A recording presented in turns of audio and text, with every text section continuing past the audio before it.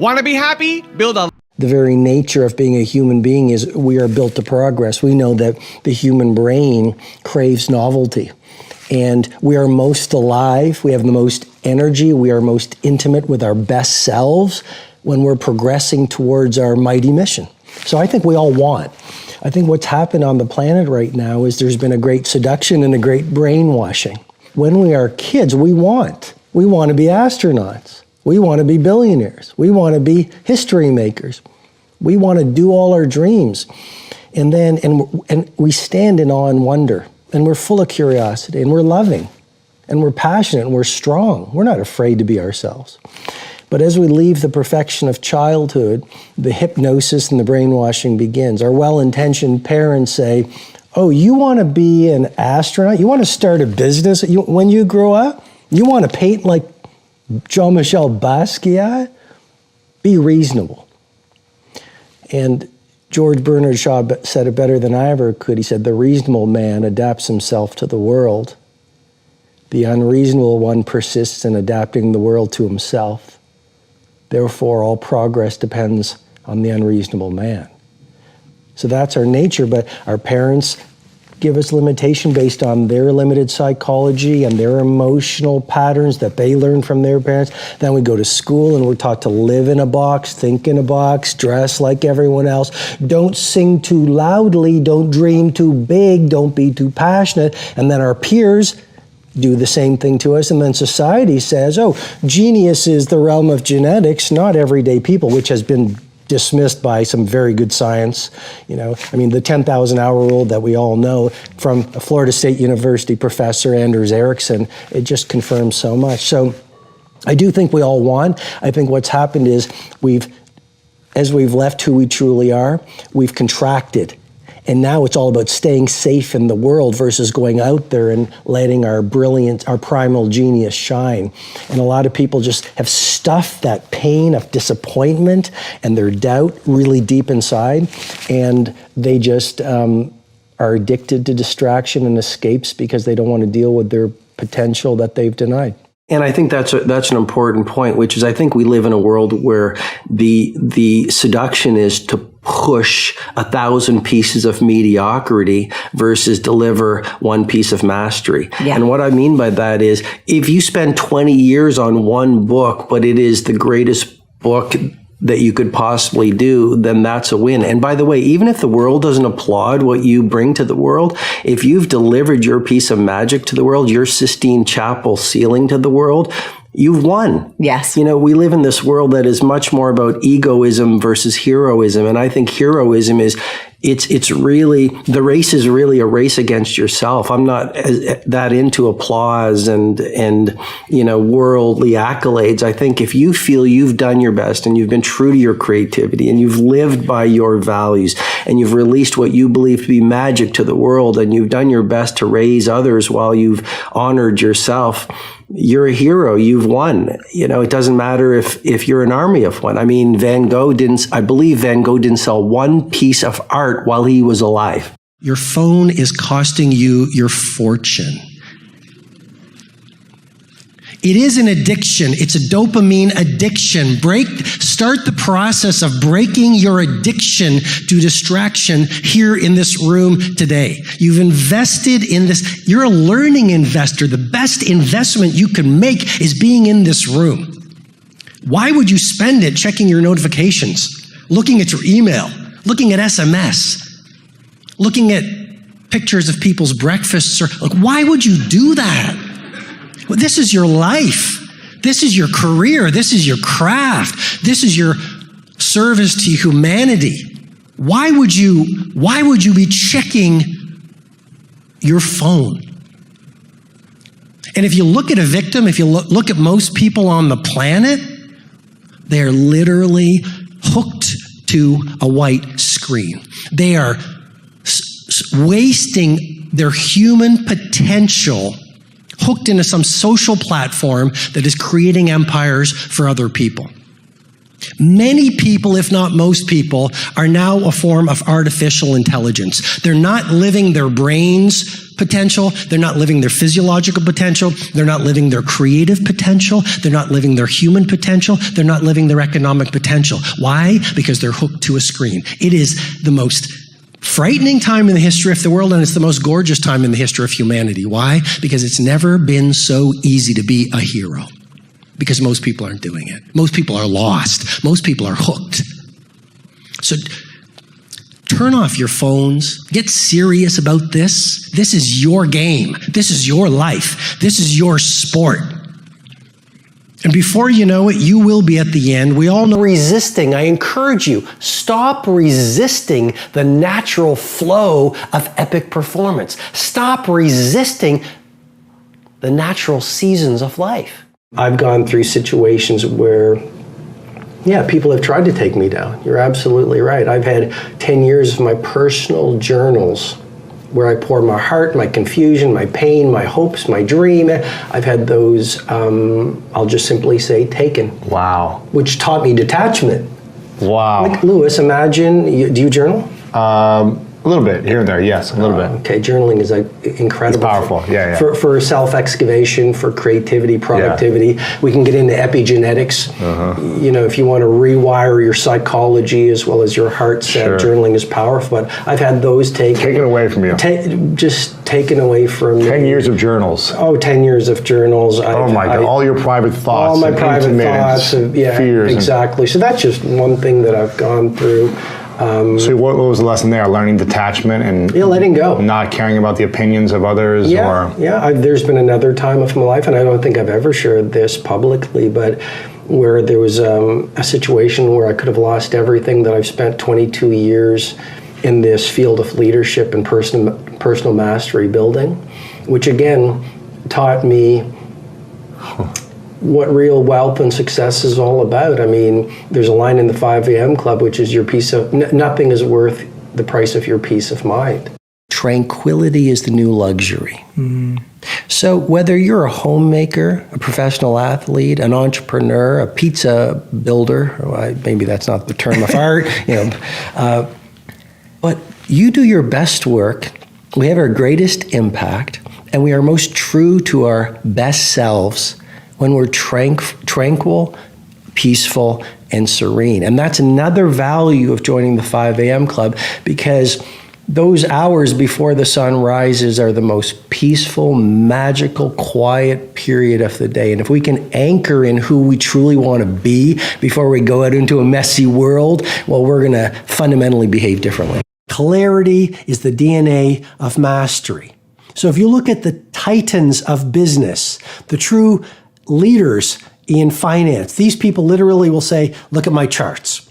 If you look at a great military leader, you look at a great athlete, they have such granular, in a world of superficiality, they have shifted to massive granularity so they know in intimate detail exactly what their future timeline will look like. Why? Because clarity breeds and builds and is the DNA of mastery. You want to have a very clear vision of what your future is going to look like. And when you know in intimate detail what your future will look like, then you automatically, subconsciously as well as consciously, can say no to the important. So you say a giant yes to the few things that are most important.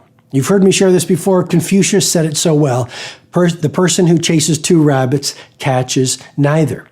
And so what I'm encouraging you to do is this exercise before you go to sleep tonight. Let's make this very tactical. I call it the 100-year timeline. On a single page from where you now are, 100 years out into your ideal future.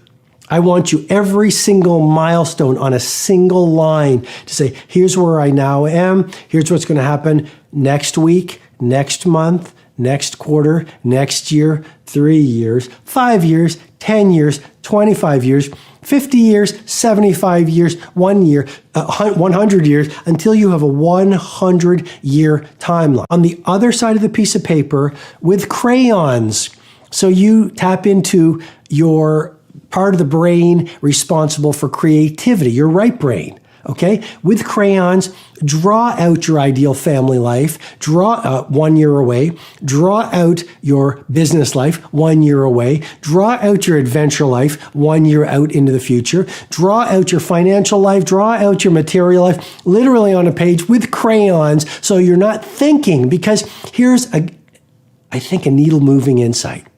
World class comes from instinct versus intelligence.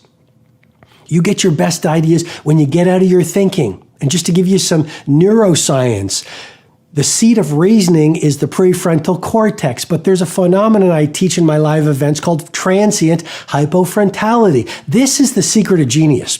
Geniuses don't get their ideas for Uber, Amazon, the electric bulb, Tesla, Shakespeare, the polio vaccination, SpaceX. Great ideas don't come from the intellects. They don't come from the neocortex reasoning and thinking.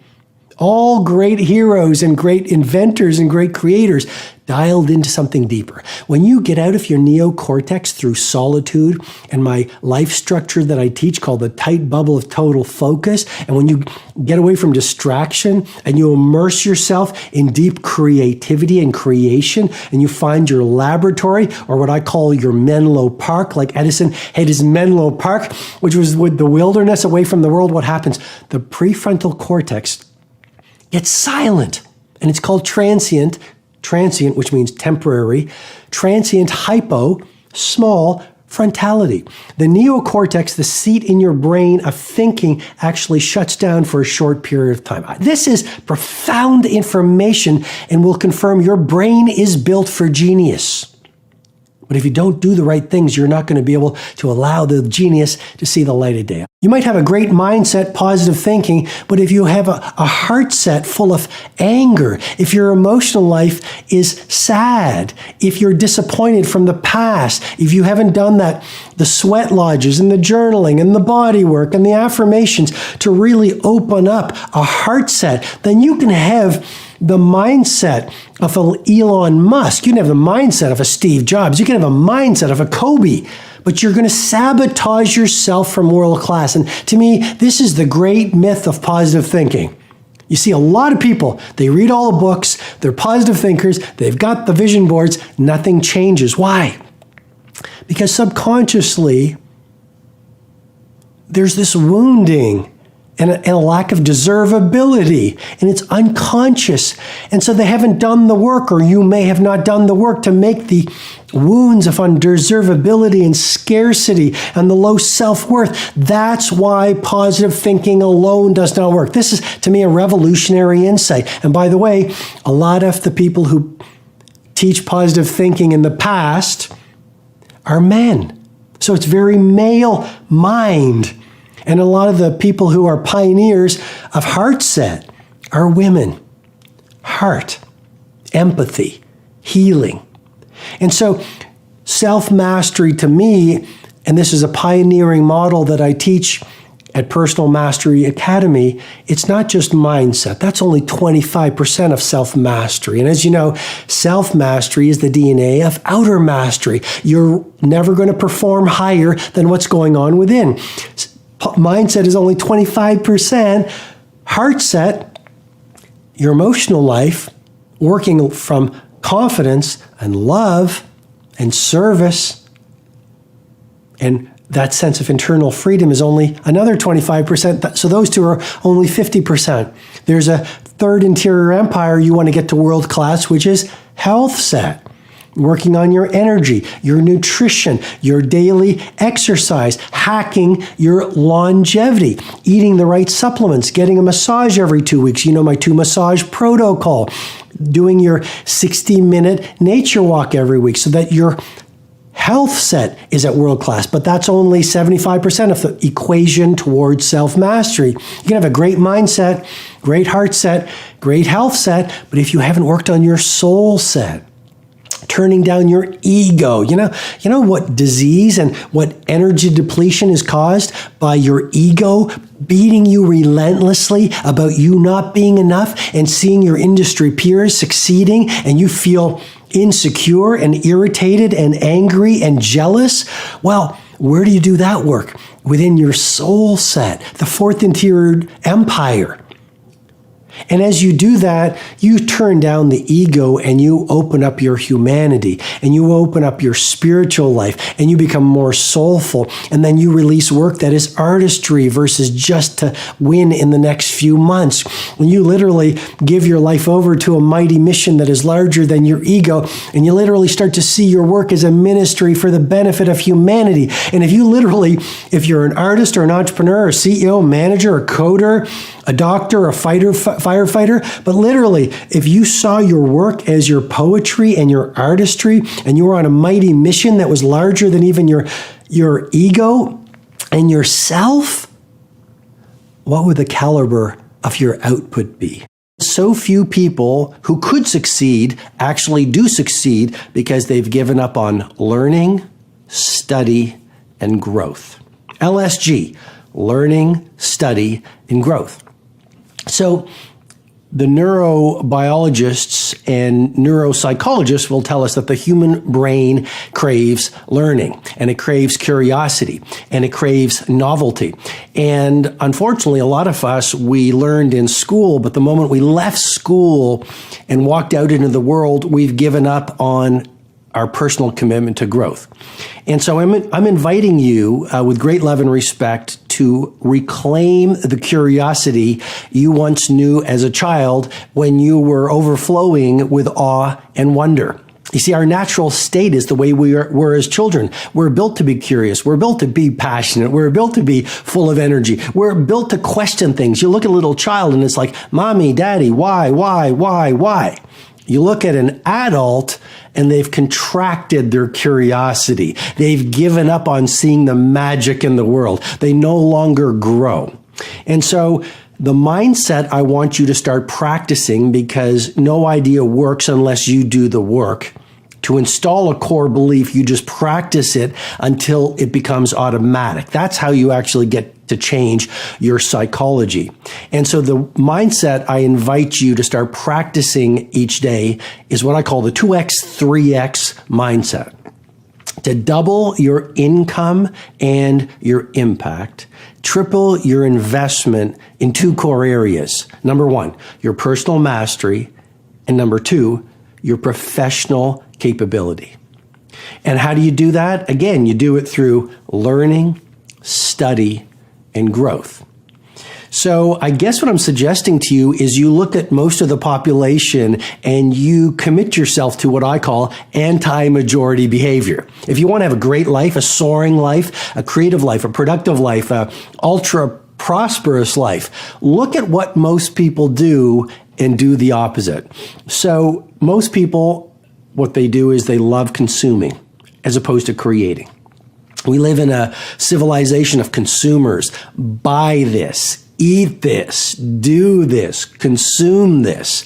But the top 5%, those who play in the rare air of world class, are not consumers, they're creators. Suffering gets a bad rap in our world today. In society, we all want to quit. But if you look at, again, a Nelson Mandela, a Mother Teresa, a Mahatma Gandhi, a Rosa Parks, a Martin Luther King Jr., a Marcus Aurelius. You look at the great statespeople, the great women who led nations, the great men who led movements. I've been studying samurai lately.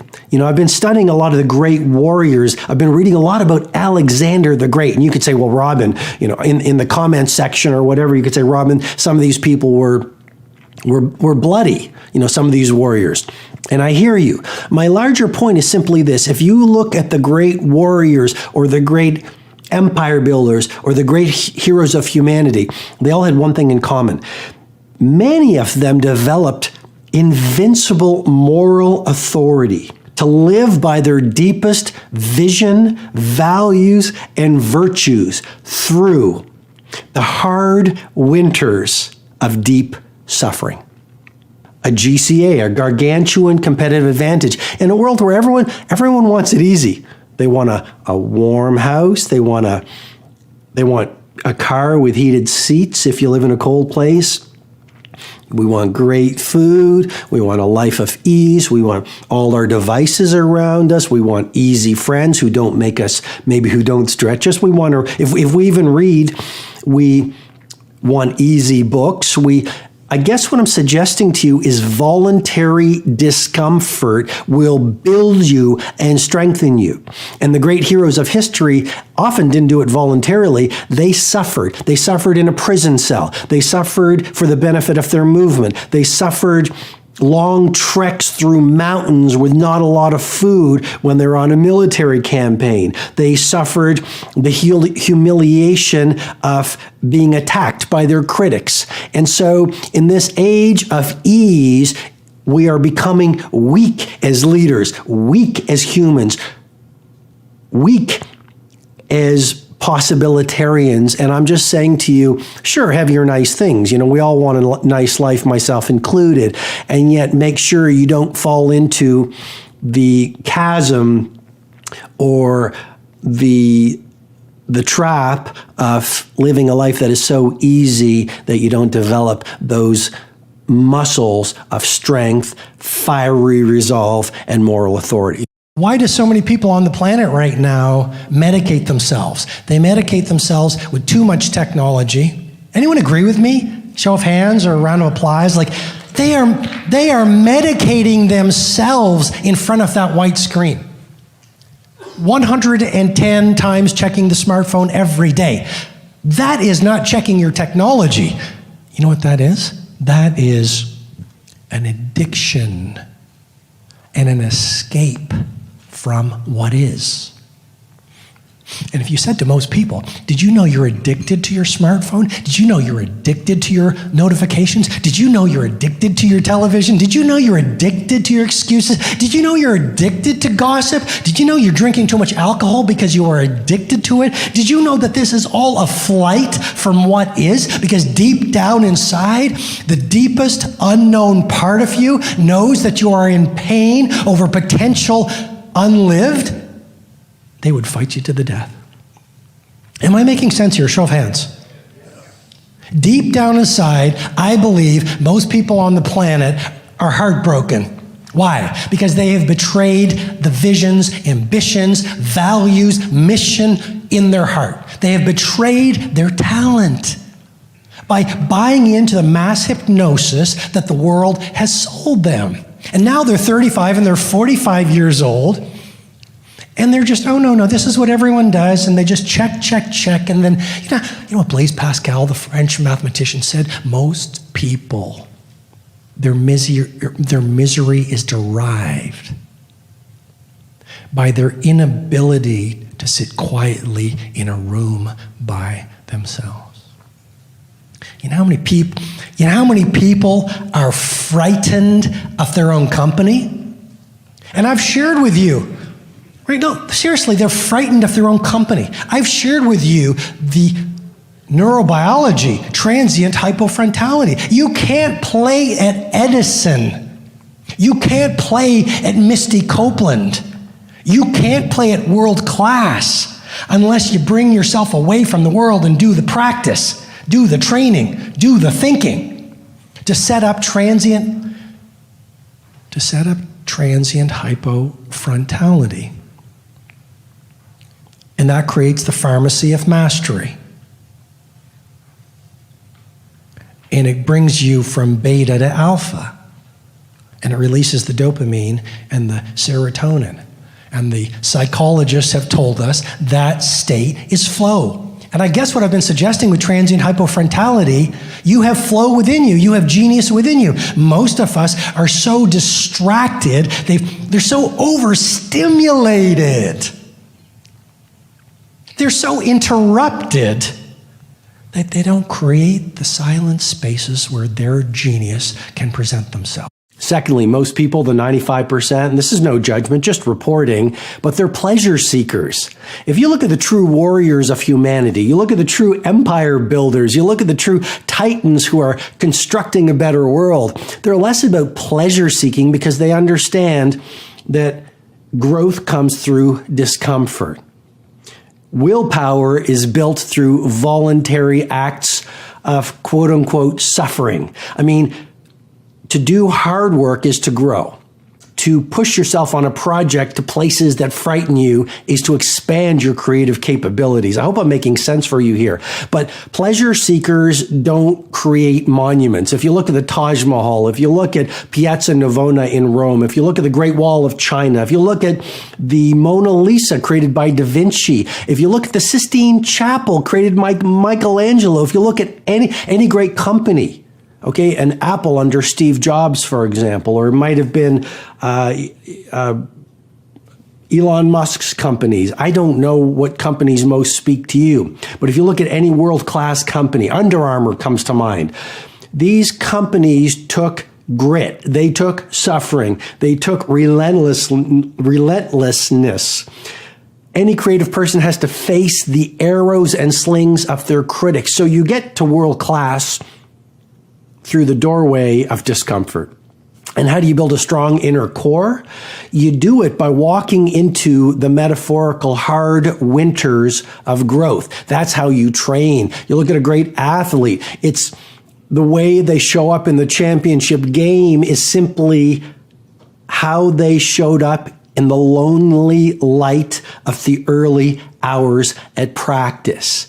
It wasn't easy. I mean, I always think of Muhammad Ali. He said, I didn't like any one of those early morning training sessions, but I said to myself, suffer now and spend the rest of your life as a champion. We live in a world where the dominant message of society is if you want to be a leader, be sort of mean, be aggressive. You know, you got to thump your chest a little more if you want to lead the field. You got to speak a little bit louder. You've got to be all about me versus thinking about we. And so what I want to offer to you right now is simply a reminder, because your wisest part knows the truth.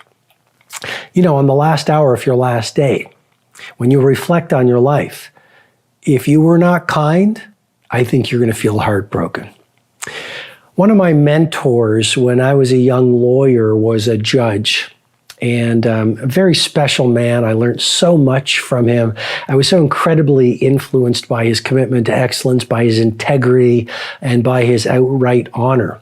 And a few years ago, he had retired, and I made the trek back to where he was living. And we spent 2 glorious hours together where we remembered, you know, our best times when I was working for him. And towards the end of our conversation, I asked him for advice, you know, like, what's most important? What are the best lessons you've learned from life? What suggestions do you have for me as I go forward, as I pursue my mountaintops? And he said this, and he said, you know, he spoke of excellence and he spoke of honesty. And then at the very end of our conversation, he said, and Robin, please always remember to be kind. He said, oh, Robin, it's so important to be kind. And then he reached over and he did something he'd never done. He hugged me and he said, Robin, I love you. Leadership is not about a title. Leadership is not about the size of your office. Leadership is not about having formal authority. Leadership is a mindset. Leadership is a way of operating through your days. Leadership is a heart set. Leadership is a way of being. And I think, you know, we're now in Leadership 2.0. The old model of leadership said you need to have a lot of money, or you need to be a prime minister or president. You need to be a CEO or a managing director in order to be a leader. Leadership 2.0 is fundamentally different. Leadership 2.0 simply says, if you can breathe, if you are alive, you not only have the opportunity, you have the responsibility to show leadership, not only in your work, not only in your creativity, not only in your impact, not only in your influence, but even in your personal life. Install the lead without a title mindset. And again, that's just a way of thinking. It's an approach. No matter what you do, no matter what your station in life is, start thinking like a leader, because you really have a choice when you go out in the world every day. You can be a victim or you can be a leader, but you can't do both. And so the more you practice showing leadership in your work, showing leadership with your family, showing leadership in your community, showing leadership in your private self, practice drives performance. And the more you practice it, the more you start to step into the mindset of a leader without a title. I mean, the reality is, reading a book or going to a conference or having a great conversation where you get this golden information, that's all fantastic. But what makes mastery is execution on the ideas, not the ideas. And so no idea works unless you're willing to roll up your sleeves, do the practice, invest the time, put in the effort, do the work. I think we've all observed a lot of people who they love reading the books. They love showing up at the courses. They do all the online training and nothing ever changes. And they say, well, I don't know why it doesn't change, why my life doesn't change, why my thinking doesn't change, why my performance doesn't change, why my relationships don't change.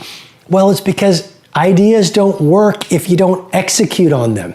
So if you look at the great business builders, you look at any great performer, one thing that makes them great is their grit.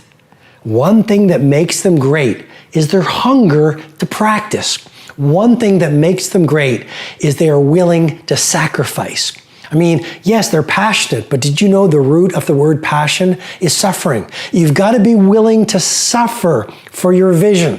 You've got to be willing to suffer to reach BIW, best in world. You've got to be willing to suffer the ridicule and laughter of your critics and your cynics to get to a place called world class. Nothing fails like success. You're successful, maybe it's in your health, maybe it's in your finances, maybe it's in your career, maybe it's in your family life, maybe it's in the way that you show up in the world. Awesome.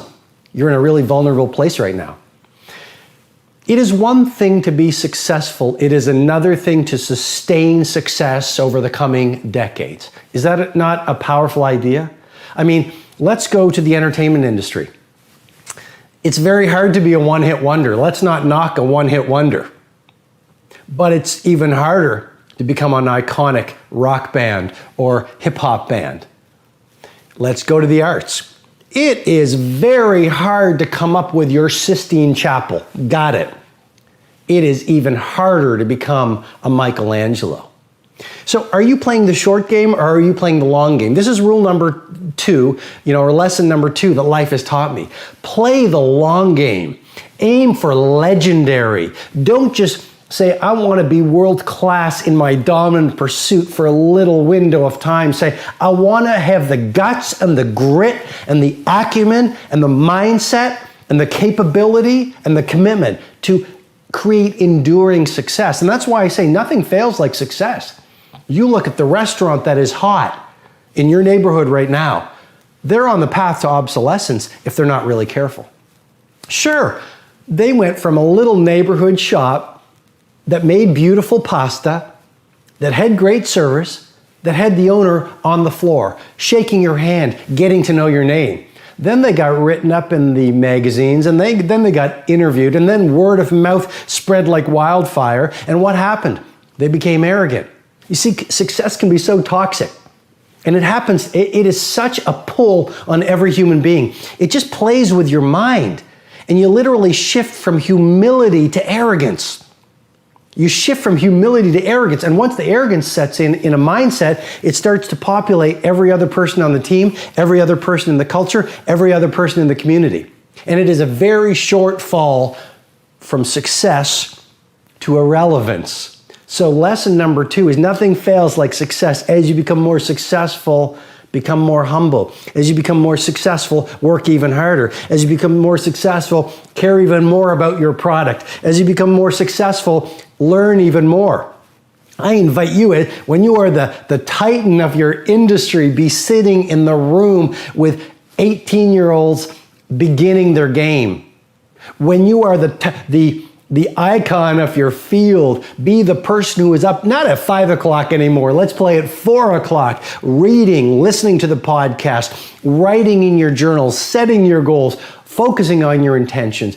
As you become more successful, be more humble. As you become more successful, be even more punctual. As you become more successful, become even more passionate. As you become older, become even younger. Yesterday, I was walking on the street and I met this man in his 80s. He said, Robin, I finally retired. He's probably close to 90.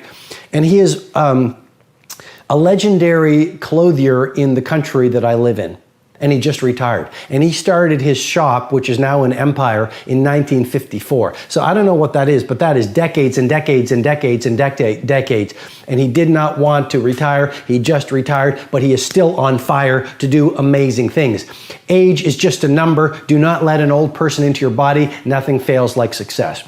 I think failure is the highway to success, and I know that sounds like a platitude, but society or people teach us, right? They say, oh, if you fail and feel uncomfortable, you've done something wrong. And what I try to do in all of my books and my presentations and my tweets is you cannot get to the mountaintop without taking a few missteps. And so a business that wants to win, you have to outfail your competition. And as human beings, failure is not a bad thing. Ask yourself, what's the opportunity from the failure, and get in the game, because when you get to the last hour of your last day, it will not be the failures you regret, it'll be all the risks you didn't take. We become our standards in many ways. If you are surrounded by B players or average performers, and that is your standard, then your mindset will operate at the standard that is offered to you by the people around you. I mean, we do become our social orbit. And if you are at a standard internally that I want to be a game changer in my field, I want to be BIW, the best there ever was, I want to be the Van Gogh and the Rembrandt of technology or whatever field you play in, then your behavior always matches your internal identity and your inner standards. So your standards are important, your standards for your friendships, your standards for the quality of the work you do, the standards of your languaging, the standards of the nutrition you put into your body, the standards of your love life, the standards of your mindset, the standards of the way you occur in the world. And so my invitation for you, regardless of what you do, is that you raise your game to a place called world class. And that is all about being a game changer. Now, I should caution you, and I don't like that word because language is so powerful, and caution is a word that really is a little dramatic. But I want to caution you, which is as you leave the herd and the crowd and perhaps the cult of mediocrity and rise to being a game changer, it's a very disruptive act. And you actually threaten the masses of people around you. And that's why every visionary was first ridiculed before they were revered. And I'm sure you've experienced it. You say, I want to take my fitness to a whole new level of world class, or I want to take my craft to a whole new level of world class, or maybe you're raising your game financially and then you share it with those you love or your friends, and maybe your friends are those you love and they laugh at you. And how many times have we given up on a dream because we were mocked by the people around you? And all I'm suggesting to you is when you get laughed at and ridiculed, and when people don't understand your next level of world class, that just means you've got a great dream, and that just means you're on the path of growth. So be a game changer. Small wins matter.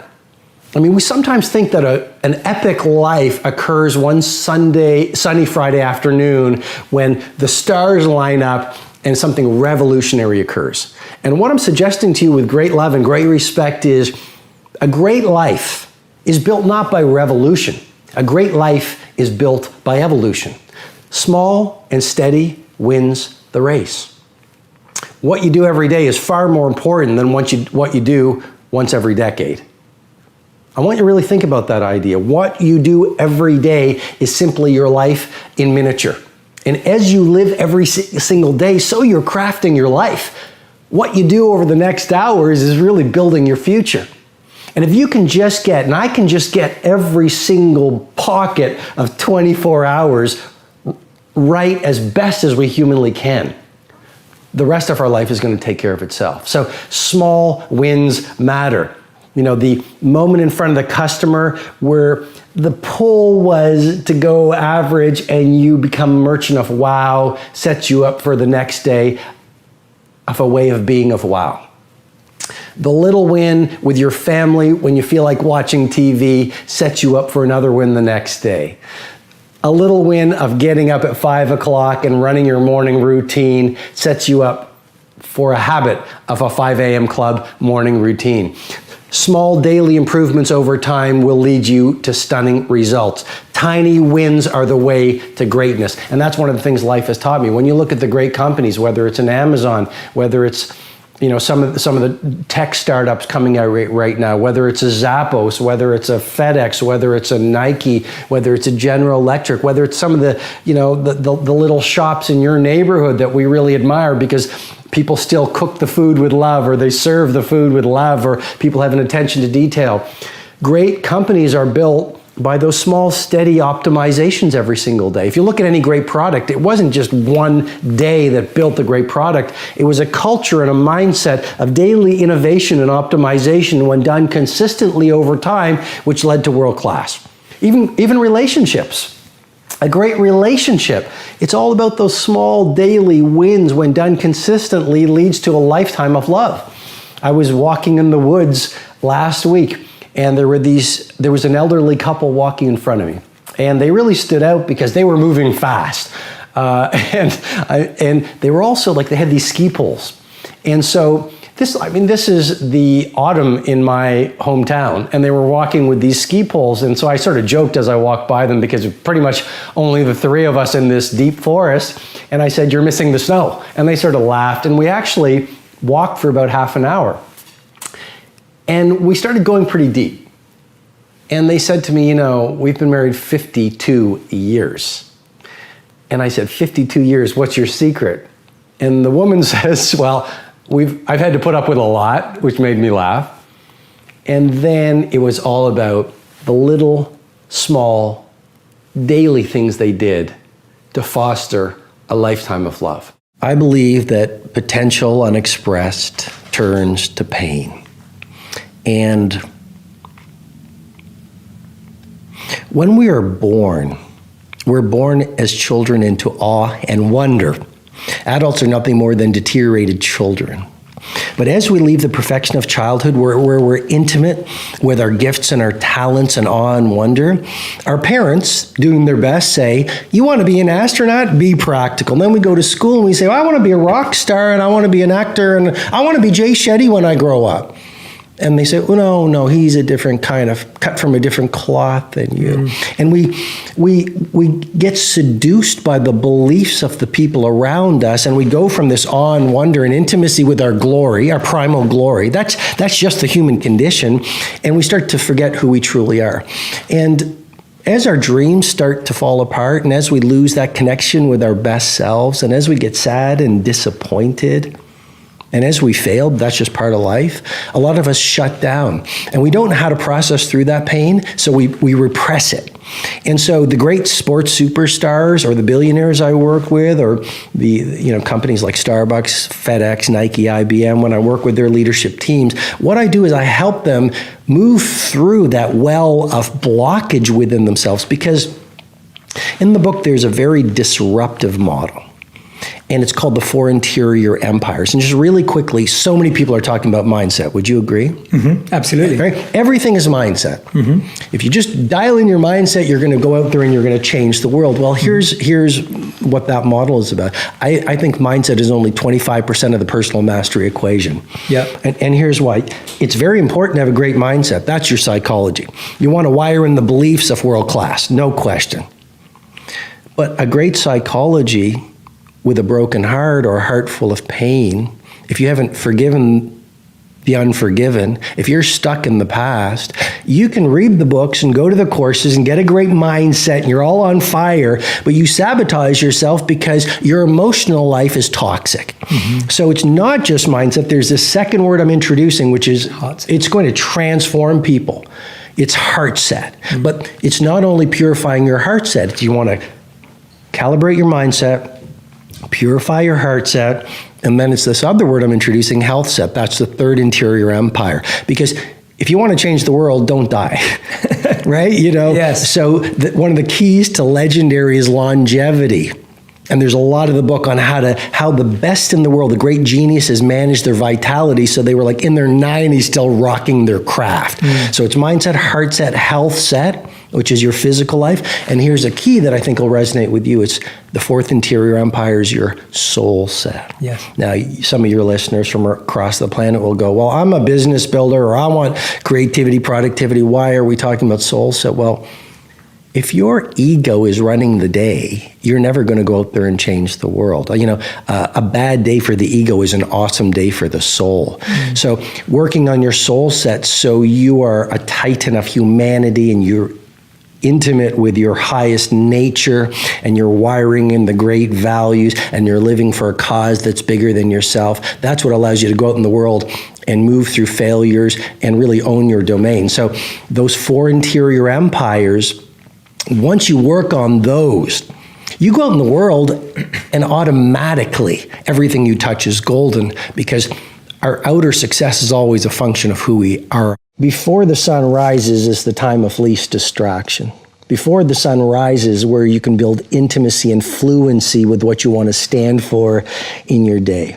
Before the sun rises, the luxury and tranquility of the early morning hours, you can do that deep inner work that will allow you to go out in the world and play at your best. So what the 20-20-20 formula is simply this. There's 3 pockets. The first pocket is move, 5 to 5:20. And you get into the sweaty exercise because, like I mentioned, it releases neurotransmitters, it reduces the cortisol, it increases your metabolic rate, which gives you more energy. So now, and serotonin as well, which gives you joy. So now it's 5:20. Fundamentally, you feel different. You have energy. Your state is strong. You've got a fire in your belly, and you've accelerated your focus. 5:20 to 5:40 is the second pocket of the 20-20-20 formula, which is reflect. We live in a world where a lot of people are busy being busy, but what's the point of being busy around climbing the wrong Mount Everests? And so clarity is one of the DNAs of mastery. You know this. If you talk to the titans of industry and you talk to the people really getting traction around their ambition, these are people who have a monomaniacal focus on the few things that matter. They have an obsession bordering on a possession around the few priorities they want to build their life around. And so 5:20 to 5:40, the second pocket, you write in a journal. You meditate. You visualize. You do what I call in the book a blueprint for a beautiful day. Or you just sit in solitude and you think and you ponder and you reflect. And then the final pocket is 5:40 to 6 o'clock, and this is the victory hour. The final pocket is grow. But if you look at the greatest billionaires, I've coached many billionaires over the past 20 years. If you look at the greatest producers on the planet, these people have one thing in common. They are ridiculously curious. And no matter how much money they make and no matter how much impact they have, they maintain a white belt mentality. One of the keys to epic performance is a relentless commitment to daily growth. So that's the 20-20-20 formula that the 5 a.m. method is built around. And the premise is basically this: as you begin your day, so you handcraft the rest of your day. And if you have consistently great days, you're going to have consistently great weeks, quarters, year, and a lifetime. So your days are life in miniature, and you got to get those mornings calibrated if you really want to win. Every genius entrepreneur has an eccentric vision. So they're possibilitarians. They are the people who said, you know, well, here's the way the industry has always been, and here's the way the status quo is, but here's what we're going to do. What's coming to the top of my mind right now as I record this is Uber. So you've got Travis Kalanick, and literally through that single app, I mean, they don't own any taxis, they don't own any cars, they don't really have any inventory, but through that single app, Uber disrupted the entire industry of that level of transportation. And so, you know, these people, these genius entrepreneurs come up with a ridiculously disruptive idea that is absolutely eccentric in its vision. And that's why people call them crazy. And I'll simply say to you, if your vision is not routinely called crazy, then perhaps your vision isn't big enough and disruptive enough. And we change the world when we change the game. Bono is sharing the story that I believe he heard, and it was the person walks inside Kanye West's living room, surveys the living room, and cannot believe what's on one wall of Kanye West's living room. And it's this giant poster of Kanye West. And so the person who's in the living room goes, Kanye, it's a beautiful living room, but Why do you have this massive poster of yourself in your own living room? And Kanye replies, well, if I don't believe in myself, no one's going to believe in me. And my take on that insight is simply this. No one's going to believe in your lofty vision. No one is going to embrace and enroll in your mighty mission if you don't viscerally believe in it. I mean, no one's going to believe in you unless you believe in you. And Kanye, in many ways is a disruptor in his field. And Kanye, in many ways, is playing at mastery in terms of his craft. But that's coming from this incredible self-belief. And yes, I understand some people will say he's arrogant, and I in no way am encouraging anyone to be arrogant or vain. But the larger point for you and I, as people on the rise to mastery and creating lives that are legendary, is to really dial in on that insight, which is, we really do have to have the confidence to believe in ourselves, because a lot of time as a leader, a lot of time as a business builder, a lot of time as a craftsperson, we will be in the wilderness. We will have an idea for a business or a product where the rest of the world says that's impossible. And we have to be coming from a place from within where our I can is larger than our I can't. You absolutely must do the interior work required where you have these fiery levels of confidence where when the world is saying, I dismiss your vision or that is impossible, you have to be that lone voice who goes, no, it is possible, and just watch me do it. You can be a history maker, or you can be liked by everyone around you. You can't be both. I mean, the very nature of living your personal greatness and doing something otherworldly in our world of ours means you're going to have to think differently from the majority. You're going to have to install the habits and routines that most people don't do.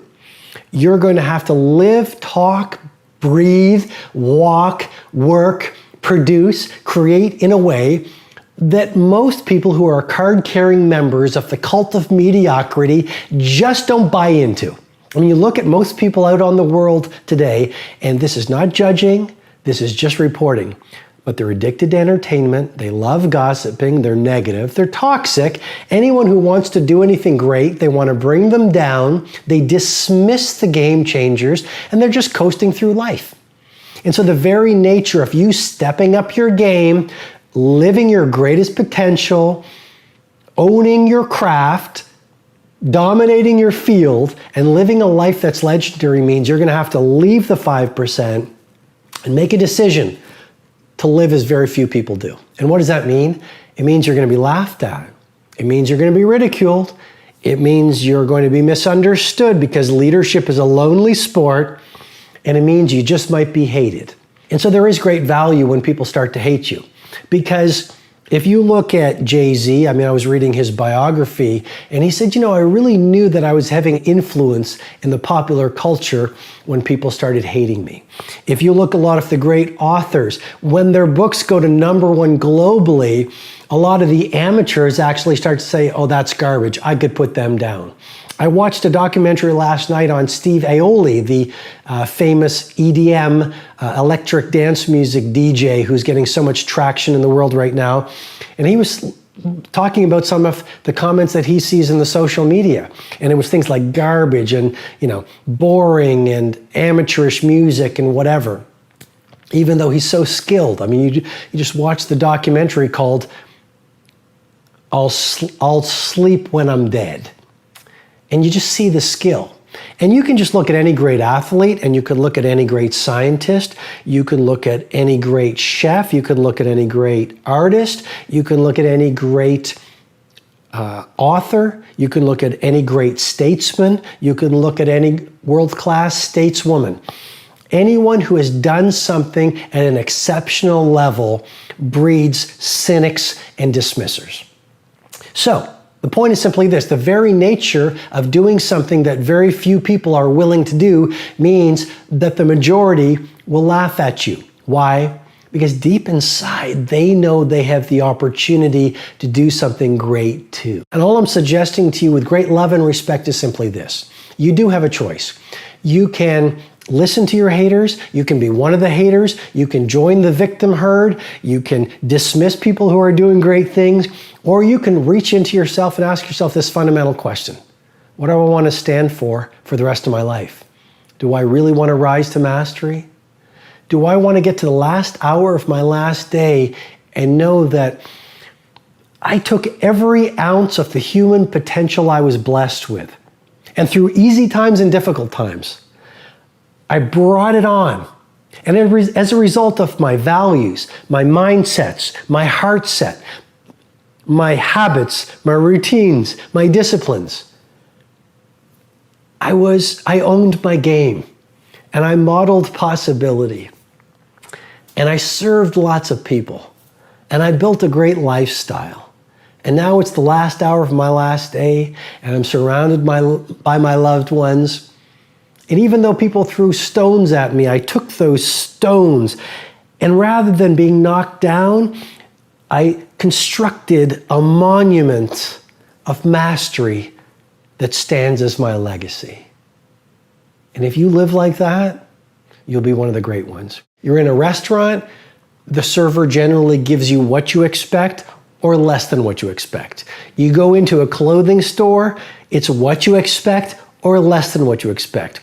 You do business with any organization, it's generally delivering on what you expect, but more often, even less.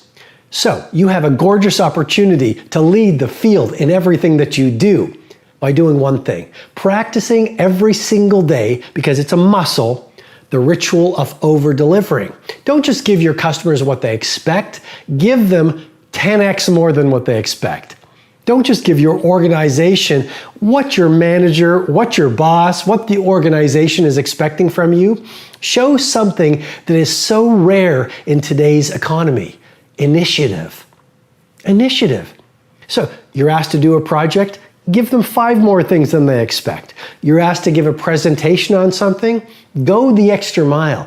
Consistently dial in the daily habit of over-delivering on people's expectations, and guess what? You become a merchant of wow. You become indispensable to your organization. I wrote a book a little while ago called The Greatness Guide, and one of the chapters talked about the importance of being indispensable. And I learned that when I was a young lawyer. And I remember talking to my mentor. And I asked my mentor, you know, the top litigator at this firm, how come he is the icon of the legal profession in this region? And my mentor looked at me and said, Robin, because that person is indispensable to this firm. Well, how do you do that? By practicing the ritual of over-delivering every single day for the rest of your life. Bill Gates was asked what was the winning formula of Microsoft when Microsoft was really the heavyweight champion of their industry. I think they're a little lost right now, but the larger point again is he replied with this. What made Microsoft Microsoft was not our software. What made Microsoft Microsoft was our hiring. I just want to suggest to you the second point or trait of a world-class company is their ability to hire A players. Here is the brain tattoo I want you to absolutely hardwire into your business philosophy as a leader. You cannot build an A-level company with C-level talent. If your company is not winning in your field right now, you likely have weaknesses in your hiring. Don't just hire people because it's the easiest move to make.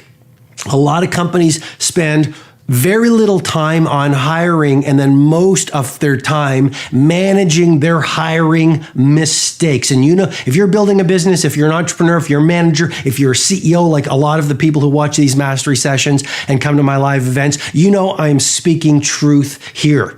So you really want to nail your hiring. I've been evangelizing one particular message for 2 decades, and it's you can lead without a title. You know, the seduction of society is that you have to have formal power to make a difference, and that's just a lie the world has sold us.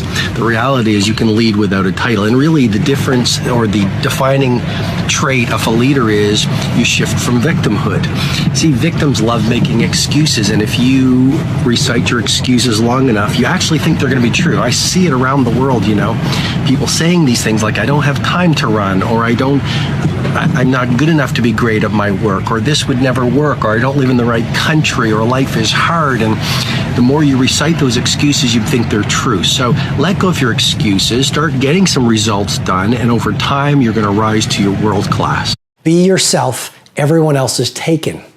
Well, that really speaks to the power of being an original. It speaks to this concept of authenticity, being yourself. I mean, we live in a world where there has never been so much of a seduction to be like everyone else. There's never been so much influence and hypnosis through the social media and through society to talk in a certain way, to walk in a certain way, to buy certain things, to measure your success by the same philosophy.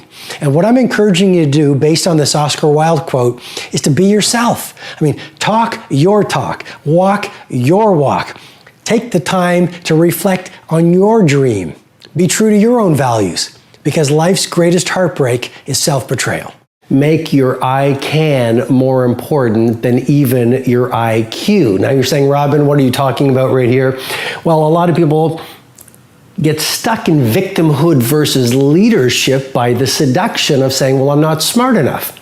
I'm not intelligent enough. Well, you are intelligent enough. What's even more important is your mindset of possibility. You see, if you look at the best athletes in the world, the best musicians in the world, the best entrepreneurs in the world, the best managers in the world, the best CEOs in the world, the best coders in the world, the best pizza makers in the world, the best mums and pops, etc., etc., etc. Those who get elite level results are not the most intelligent or naturally gifted people in their field, but these are the people that have that mindset of possibility, and it's all about I can. And that might sound like a bit of a platitude, having an attitude of I can, a mindset of possibility, a mentality of legendary. But when you really deconstruct it, it's really true. The way you begin each day sets up the way you live each day. I mean, the Spartan warriors said it so well. Sweat more in training, bleed less in war. And if you want to be literally undefeatable in business, literally unstoppable in life, you really want to dial in your morning routine. And so you want to do things like starting the day sweating, because that releases BDNF, brain-derived neurotrophic factor, that repairs brain cells from stress. You want to sweat because that's going to increase your metabolic rate, which is going to give you energy. And we live in a world where energy is even more valuable than intelligence. You want to, in your morning routine, take the time to write in a journal so you actually can detect your values, reconnect with your goals each day, get to know yourself even more, because awareness is the beginning of transformation. And you want to get your morning routine right so you take some time at the front end of your day to learn. Because as you learn more, you know you're going to achieve more. And as you understand better, you can achieve larger. For the past number of years, I've been reading obituaries. And you might say, Robin, that's negative, and I don't think it's negative, I think it's really positive. Because I think few things are as powerful to wake you up, to remind you about what's most important, to fuel your energy, to get you into the game so you let go of your fears and you do what you need to do to get big things done, than connecting to your own mortality. When you realize that every single day could be your last, or when you appreciate that no matter how long you live, life is a short ride, you just sort of let go of the fears and you let go of the limits and you live full on and you seize opportunities and you have real conversations with real people and you sort of wear your heart on your sleeve and you bring on the fullness of your authenticity and you do whatever it takes to get your loftiest dreams to get done. And so I read these obituaries, and it reminds me about what life is all about. And relatively recently, I've started walking in cemeteries. I was in Mauritius a little while ago. It's, I don't know if you've been to Mauritius, but it's this paradise on earth. It's this tiny island about 4 hours off the coast of Cape Town. And I've been to Mauritius a number of times. I was there to give a big leadership event. You know, I talk about leading without a title. So it was filled with iconic CEOs and people running big industries and big companies and entrepreneurs and startup people. And it was really wonderful. But I also took about a week and a half just to refuel and to work on my new book and to reconnect with my values and to set myself up for the coming months.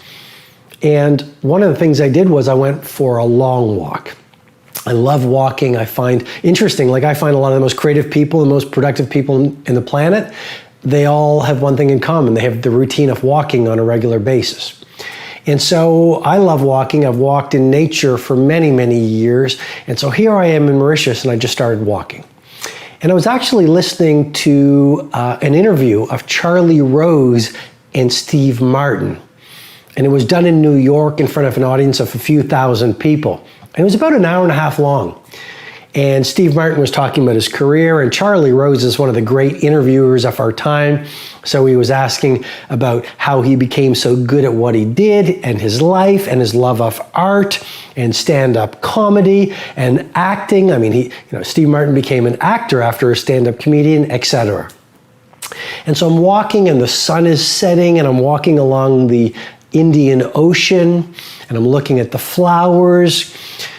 And I get to this little village, and it's this really, this little village with a lot of character. And as I'm walking along the edge of the village, still close to the seaside, I spot a cemetery. And I've learned to follow my instinct more than ever before, because instinct is more powerful than reason. And life will lead you to an interesting place if you stay with the flow. And so I walked towards this cemetery, and I walked into the cemetery. And I started walking through the cemetery very respectfully and carefully. But it was interesting to me because a lot of the tombstones were just made out of wood. And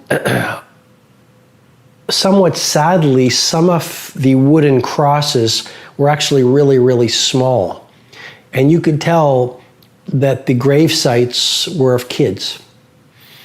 And as I walked through the cemetery, I saw these crosses and I saw some tombstones. Some looked very old. A few graves looked fresh. And it reminded me really about the shortness of life. I mean, Marcus Aurelius has written one of my favorite books, The Meditations of Marcus Aurelius. And actually, he didn't write it. Marcus Aurelius was a Roman emperor. And during a long military campaign, in his journal, he wrote his thoughts and his philosophies. And someone found those diaries, those journals, and made them into this book called The Meditations of Marcus Aurelius. And he does talk about the shortness of life. And so does, Epictetus and a lot of the great Stoic philosophers. And being in this cemetery and walking through it with great delicacy, it reminded me how short life is. And it reminded me we all have hopes and dreams, and we never know when those dreams are going to get dashed. And we never know when our last day will unfold. Some people will wake up tomorrow morning, they'll get in their car. They'll take a shower, they'll have their coffee, they'll say goodbye to their loved ones, and that will be the last day that their loved ones will ever see them. Some people on the planet the day after tomorrow will go into their doctor's office to get the result of a routine checkup, and the doctor will say, "Sit down, I've got some sad news for you." And they'll be diagnosed with maybe some kind of a terminal illness. I mean, accidents, illness, tragedy, catastrophe, is also a reality of humanity. And so what I'm suggesting to you is do whatever it takes to be in the moment and to stay positive and to stay on your game and to optimize your craft and to spend time with your loved ones and to take care of your fitness and to learn something new every day and to enjoy the beauty of sunsets and star-filled nights, and at the same time, as much as possible, please do not lose perspective. Stay connected to your mortality. Steve Jobs in that famous Stanford speech said it really well. You are naked. You have nothing to lose. And he learned that when he connected to his cancer. And so maybe you will install a ritual once a month. On the way home from work, you will pull over to a cemetery and you'll spend 5 minutes even in meditation, looking at the tombstones, looking at the crosses, studying the graves, or whatever your tradition is in whatever nation you're from, because not every tradition I know has the grave site. Sometimes it's the funeral pyre, which really reminds me that life is really short and you never know when your last day is going to be. And so just build some kind of a routine to remind you on the shortness of life, so that you tell the people you love how you feel about them. So you write the letters that need to be written. And I know people don't write letters, but writing a letter to someone you need to express forgiveness to or gratitude to is really powerful. Pursue the projects that will allow you to be the legend of your industry. Chase the passions that fuel your joy and live every day as if it was your last, because we never know when our last day will show up. So for the next 90 days, your first 90 minutes at work, make it focused on your single most important project.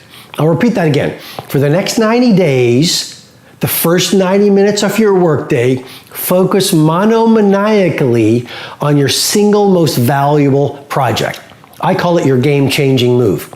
So it might be creating a new piece of code that will revolutionize the marketplace. It might be a new product that when you launch it will fill a need within your industry that no peer is currently providing. I don't know what your game-changing move is, but this is your poetry. This is your magnum opus for the next 90 days. So what most people do is, people who are playing at victimhood, people who are in the 95%, people who are making excuses about ordinary results in their life, a lot of them are not doing the things that would give them legendary results.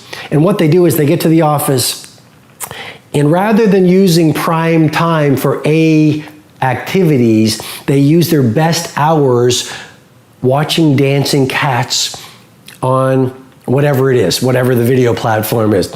They spend their best hours surfing the internet, looking at blogs. They spend their best hours playing with notifications, reading notifications, chatting with friends who are not really their friends, but really they're just bored, so they're distracting themselves, which is just a form of medication, because potential unexpressed turns to pain, and they're in a lot of pain, and it's subconscious, and they haven't done the work to know it. So really, they've created these drugs of choice, like too much email, too much web surfing, too much chit-chatting, too much looking at funny looking videos that make them laugh in the moment, that make them feel happy and give them a short burst of dopamine and maybe a little bit of serotonin, which is the pleasure neurotransmitter, and that's how they get through their day.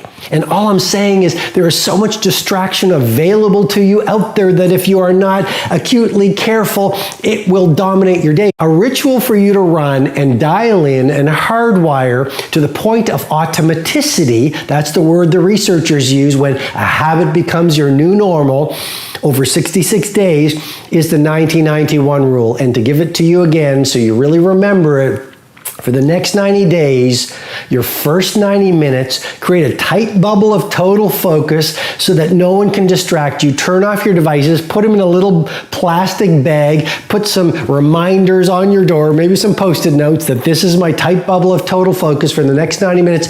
Tell your team, tell your loved ones, maybe put a do not disturb sign on your door. They'll laugh, and explain it to them that for the next 90 days, I will spend 90 minutes away from distraction, away from technology, away from interruptions, focusing on my magnum opus, focusing on the genius project that I want to bring into the world because I will never mail it in. I will always bring it on, and I'm going to do this for the next 90 minutes, and I'm going to optimize it and iterate it every day, and I'm going to bring my full bandwidth, because what makes a genius, they all have one trait in common: they were able to spend extended periods of time in isolation, focused monomaniacally on their most valuable project. You've heard me talk about the 2x, 3x mindset. So to double your income and your impact, triple your investment, including your time investment, in two core areas: your personal mastery and your professional capabilities. You see, when you work on your personal mastery, you awaken your mindset, your heart set, your health set, and your soul set. And when you get those four interior empires to world class, you become a force of nature out in the world, and you do epic things. So you want to work on your personal mastery like you're doing here with me right now by listening to this episode. And then the second thing you want to do is you want to work on your professional capability. You want to be the heavyweight champion of your game. You want to dial in your sport, whether your sport is entrepreneurship, whether your sport is being a chef, whether your sport is being a coder, whether your sport is being a manager, whether you're an entrepreneur, a CEO, an astronaut, a poet, I don't know what it is. But when you focus on your personal mastery and your professional capability, and you really work on those, I'm talking about hours every day if you are serious about leading the field, what starts to happen is this: you become a vastly more valuable person. You become very aware. And that's why I say education is inoculation against disruption. That's why I suggest to you with great love and respect, leadership belongs to the learners. Maya Angelou said it beautifully. She said, when you know better, you can do better. With better awareness, you can make better choices. And with better choices, you're going to see better results. I mean, it's the awareness that you bring to every day based on your learning, based on your investments in training. Well, what does that do? It gives you the ability each day to make better choices, better decisions. When you look at a great life, it's just a series of beautiful choices done daily, stacked on over time. And so when you get great awareness, heightened awareness, more acute awareness of what it means to be a leader, an elite performer, an A player, an awesome human being, an epic producer, a fit human being, a loving human, it just goes on. With that awareness, via your learning, you can make better decisions every day. What makes a great company is less about your good opportunities and a lot more about you having the bravery and discipline to say no to your many good opportunities. What destroys a great company is actually opportunity bloating, too many good opportunities. So literally, you diffuse your team's bandwidth and you get distracted. And you see with so many companies right now, they sort of found their sweet pocket, and they were absolutely winning in their marketplace. And they decided to go, we've got this app that is really changing the game and owning the marketplace. Let's get into food delivery. Let's get into this. Let's get into that. It happened to General Electric as well. And you probably know they decided at one point, if we can't be one or two in any market, we're going to get out of that market. That's the key point I'm trying to make. Know your mighty mission, know your monomaniacal focus, and then have the discipline to say no to everything else so you can lock and load on your finest opportunity to completely change the game. The traits that make you strange are the gifts that make you special. And so I know you're different because you wouldn't be here with me now if you didn't feel you're different.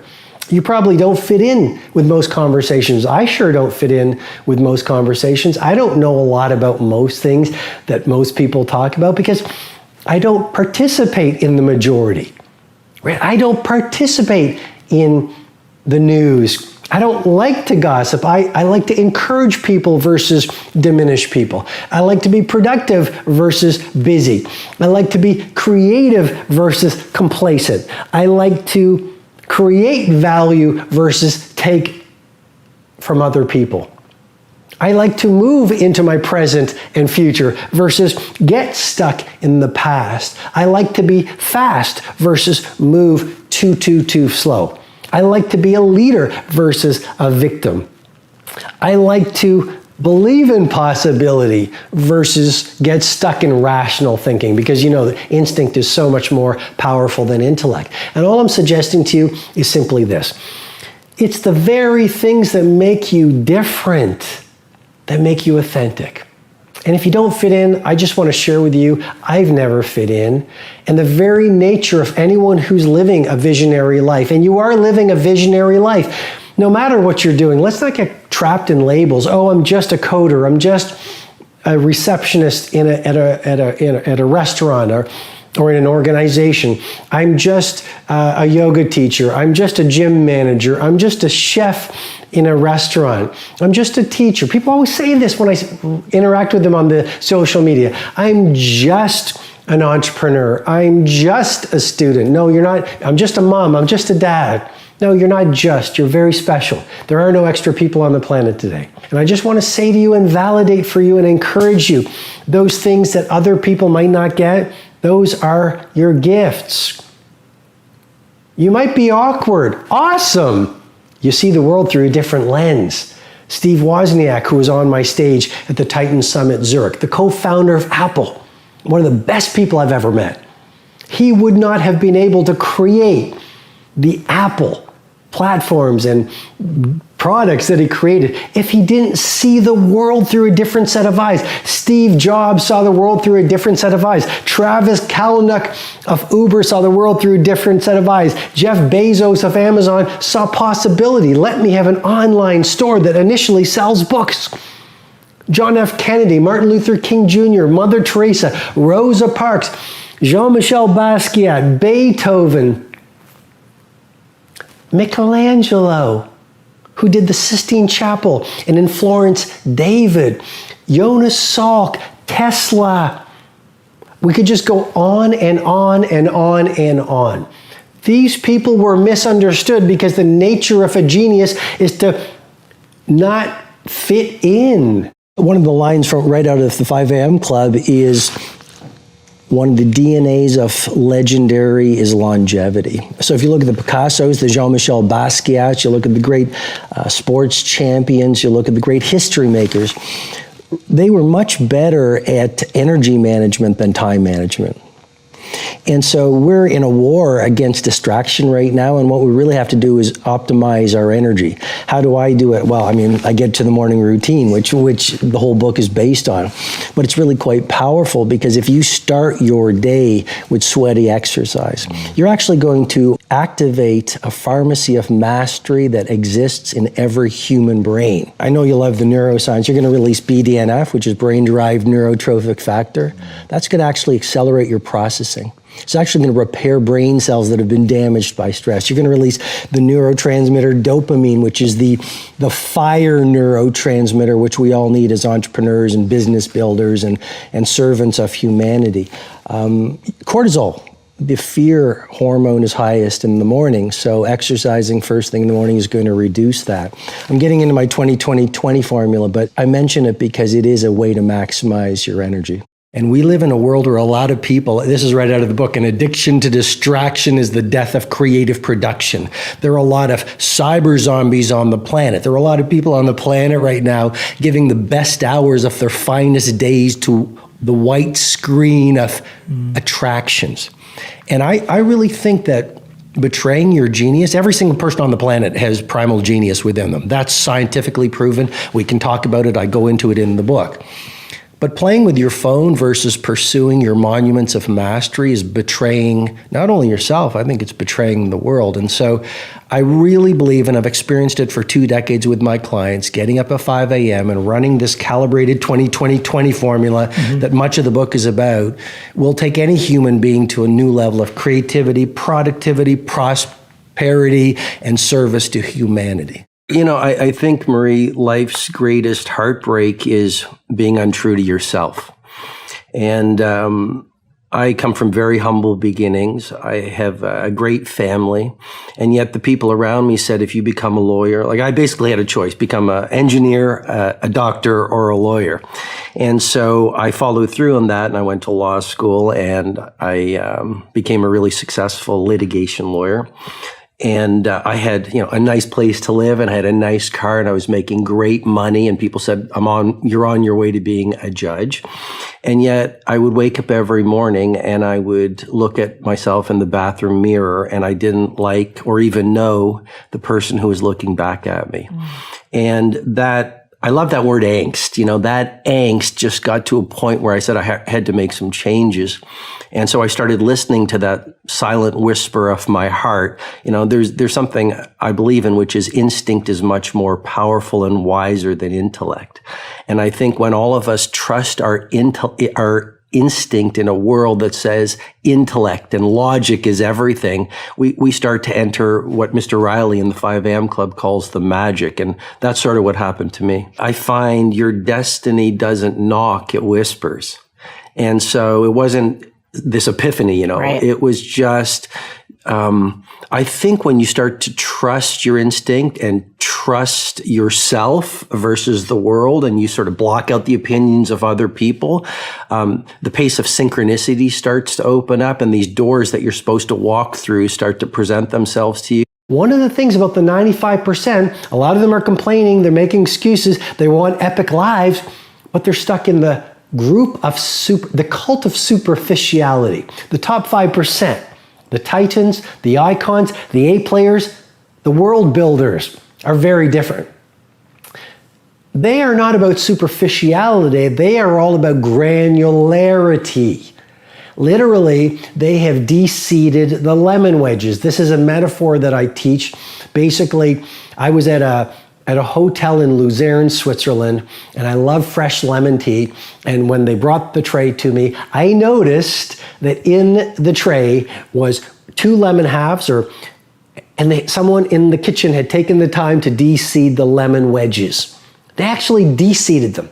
And when I study F1 teams, and I actually had the privilege to be right with the team at a recent F1, and what I realized is F1, almost like no other sport, is really about de-seeding the lemon wedges. It was the smallest granular detail, the smallest calibration that could make the difference between a top 1 and a 10th place finish. I really want you to think about that. I really want you to think about F1. F1 is won or lost in milliseconds, because each lap, if you get a little bit faster and you do it with the consistency, because consistency is the mother of mastery, that is the difference between first place and not even placing. And so if you look at the top 5%, they are all about de-seeding the lemon wedges. If you look at the top 5%, they're all about calibration. And people might misunderstand you and say, are you obsessive? Why do the details matter? And all you have to do is smile and say, because the details matter. And if you study Beyonce, study the great athletes, you study the great F1 drivers and teams, they do de-seed the lemon wedges. They do calibrate the Pomodoro. They get OAD, that brain tattoo I've become really well known across the planet for, an obsessive attention to detail. OAD. That's what makes the best hotels, the best entrepreneurs, the best teams, the market leaders, the best restaurants, the best hotels, the best cars, the best products, the best user experiences online. They are sweating the tiniest, seemingly innocuous details to create over time a user experience that creates a global base of fanatical followers. Number 3, unbelievably important, which is the importance of scheduling. I talk a lot about having a dream, having a plan, being inspired, but all ideas don't work unless you do the work. And some of the best work you can do is getting really good at creating a one-page plan. Have your big five, the 5 things that need to happen this year for this to be your best year yet, on a one-page plan. Your top 5 values, put them on that same plan. Your top 5 sub-goals sequenced into each quarter of this year on that one-page plan.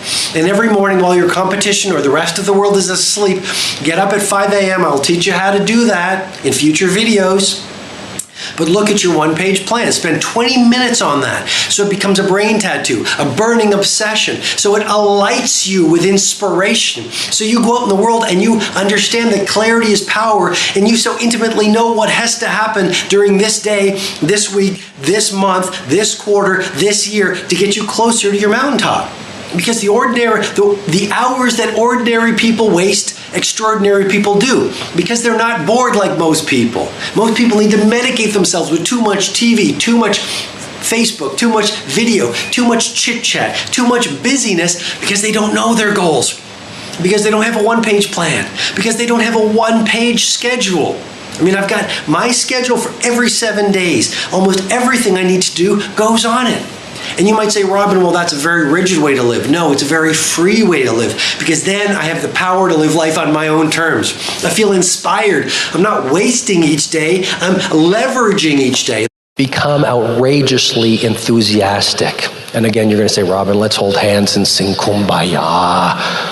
You know, being enthusiastic isn't important. Next thing you're going to tell me is get up in the morning and look in the mirror and saying, I think I am, I think I am. I like myself, I like myself, I like myself, I like myself. But isn't it true that the most enthusiastic person in the room influences people, and they elevate people, and they encourage people? Another issue of Fortune magazine a little while ago did a story on Richard Branson's Necker Island conference. He invited all sorts of amazing people, and the reporter in the room said something I've never forgotten. The reporter said, it was striking to me how in each of the conference sessions, the moguls of these giant firms were always the most enthusiastic people in the rooms. It's amazing to me when I meet world-class CEOs. They are the most humble, the most passionate, they are the most engaged, they are the most lively people in the room. I think it's fundamentally important to be the most enthusiastic person you know. I think in so many ways, leadership is about inspiring people by your example. Persistency versus the short game. We do live in a world where everything just happens so fast that if we have a project or a cause or a mission, if it doesn't happen instantly, or if it doesn't manifest or materialize the way we want it within a month or within a quarter, even within a year, we give up. And we then start chasing the next shiny toy of opportunity. So I was in Piazza Navona in Rome a few weeks ago working on a new book. And I love Piazza Navona because it's one of the most beautiful squares on the planet. And when I'm in my creative cycle, I go there just to refuel. And if you walk into Piazza Navona, what you're going to see is, I think it's called the Four Rivers sculpture by Bernini. And the point I'm trying to make to you is, as I looked at this masterpiece of a sculpture, what I realized is the true masters are not all about impatience. They're not all about the short game. They understand that world class is a process and that genius could take decades. And what makes rare air output is the ability to stick with a singular vision of your masterpiece, whatever that is, a great company, a great family, a gorgeous life, a new book, a film, I don't know. But mastery comes through deep focus, patience, and persistency. And when I looked at Bernini's sculpture, you could see the level of detail.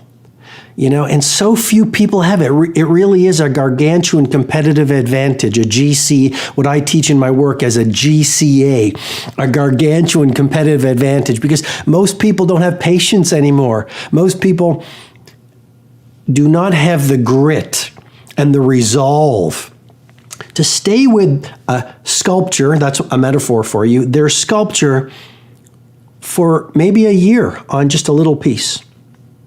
And maybe the next piece of your sculpture, another year or 2 years. You know, it took 22 years to build the Taj Mahal, but it became one of the 7 wonders of the world. That's a metaphor for you that I really want you to think about. There's a reason why the visionary founder of Starbucks, Howard Schultz, rises before the sun. There's a reason why Michelle Obama rises very early. There's a reason why Tim Cook, who's leading Apple, gets up before the dawn. First of all, the hours between 4 and 6 are the time of least distraction in this age of dramatic interruption. Number 2, the hours before the sun rises is the period where your brain is most available to your primary creativity. So while you're sleeping, your brain actually washes itself, but also it lets go of the residue of the previous day while you are resting and while you are recovering. When you wake up, your thinking is fresh, your creativity is most pristine, you are most available to access your gifts and your talents.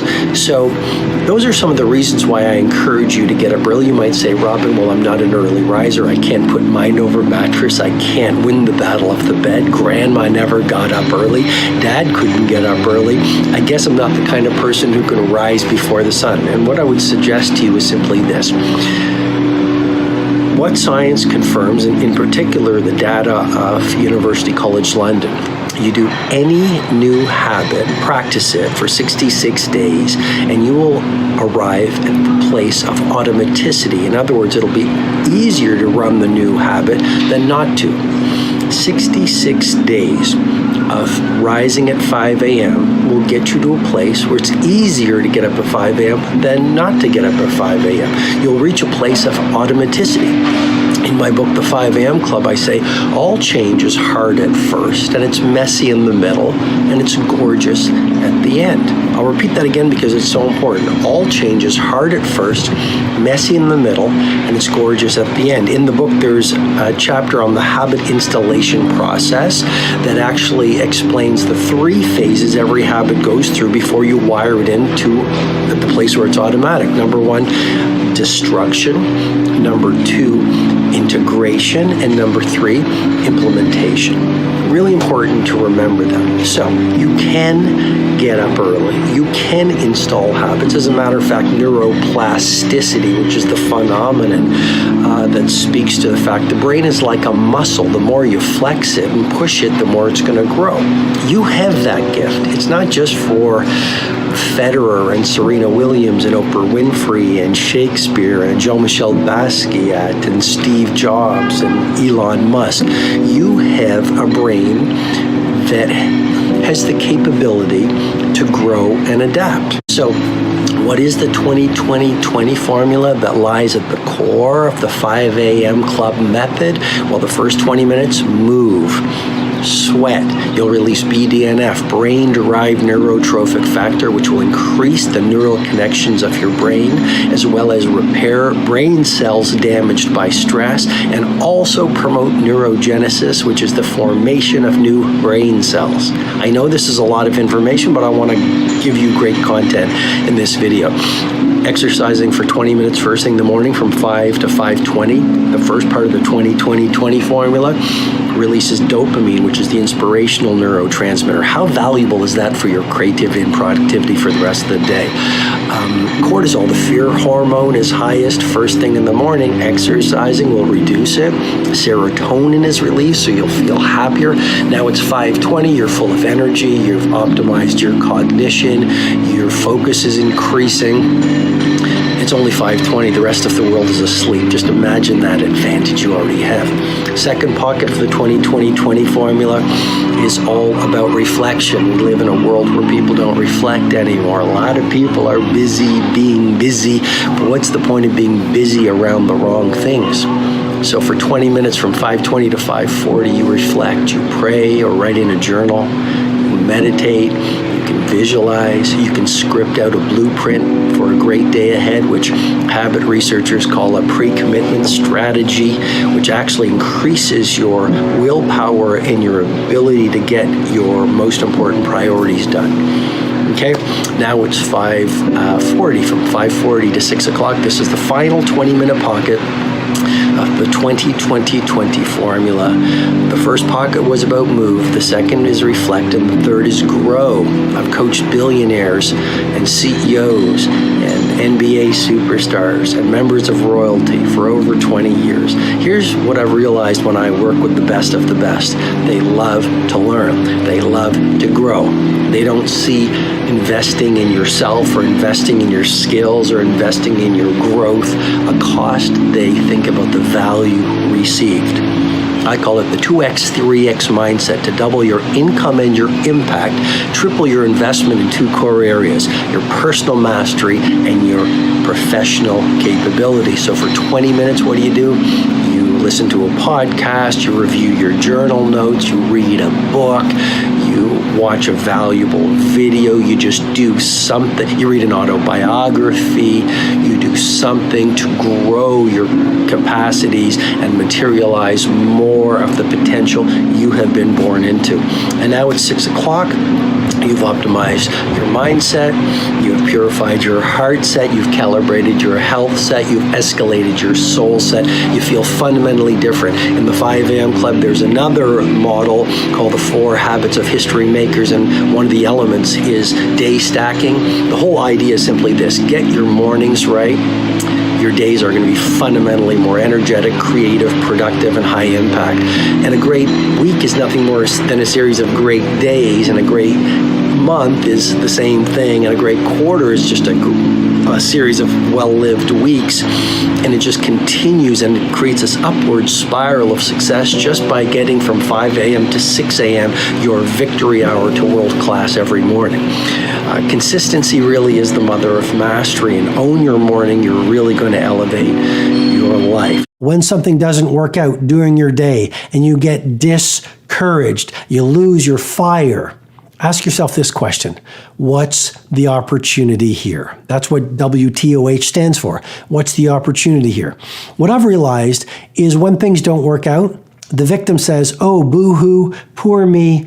They get stuck in sadness or anger or regret, and some of them spend the rest of their life in that state. What the leader does is this: you feel the pain. You notice the disappointment. You never want to suppress that. That would build up the toxic emotions within you. So feel the disappointment. If it's, you forgot your keys somewhere, you lost your wallet, you missed a train, you missed a meeting, you lost a sale, or maybe it's something heavier. You just got your heart broken. You just lost your job.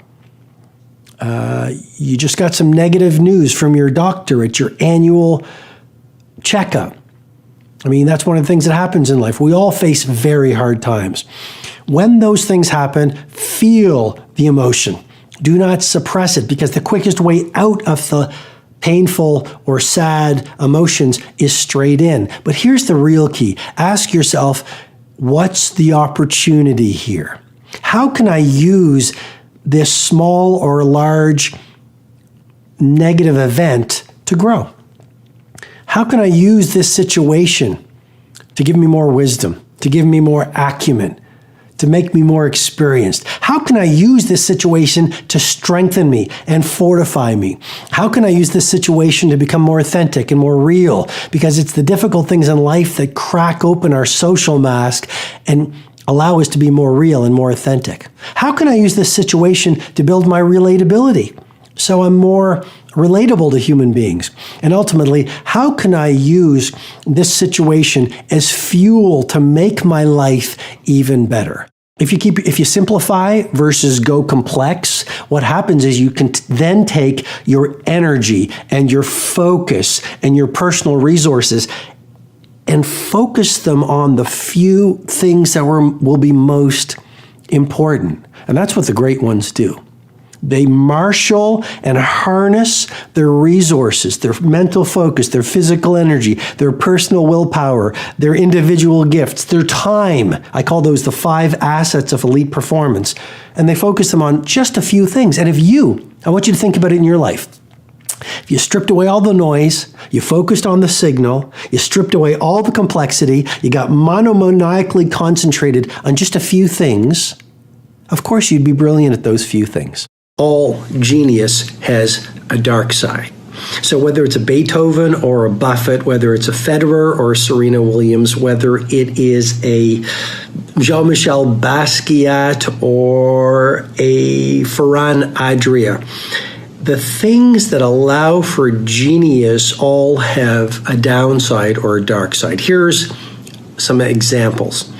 Someone who is absolutely brilliant at execution has a dark side to manage of impatience. Someone like Steve Jobs, who is a fanatical perfectionist, could be seen as demanding. Someone who is amazingly creative could self-sabotage with too many ideas. The key is this: honor your gift, manage the downside. The vast majority of people, what they do is they are pursuing things. They derive their power by what they have in the world. They measure success by more money and a larger house and a faster car and more social status. But if you look at the so-called great ones, the history makers who have shaped humanity, they really are in an alternate universe or another orbit. They're really not fueled by the things that most people are chasing. When I look at a Nelson Mandela, for example, what I've realized is through their interior work, my 4 interior empires: mindset, heart set, health set, and soul set. And so through his interior work to build his internal character, Nelson Mandela got to a level of maturity that most people just don't get to. Why? Because most people are so outer focused and building exterior lives, and it's not so hip and cool and stylish anymore to build vast and undefeatable interior lives. But he did. And maybe it was a lot of his time through the suffering of 27 years of incarceration. Maybe it was the 18 years that he spent in isolation on Robben Island. The point really is, through his personal excavation, through his reflection, through his prayer, through his contemplation for so many years, he built a vast interior reservoir of strength and creativity and true versus fake power that created an inner life of incredible maturity. And so the first point really is do whatever it takes to build a life of such maturity where it's not about your ego, but it's about lifting the world. And that's incredibly powerful, because if you base your power on things, should you lose those things, you lose your power. You're in a really vulnerable place.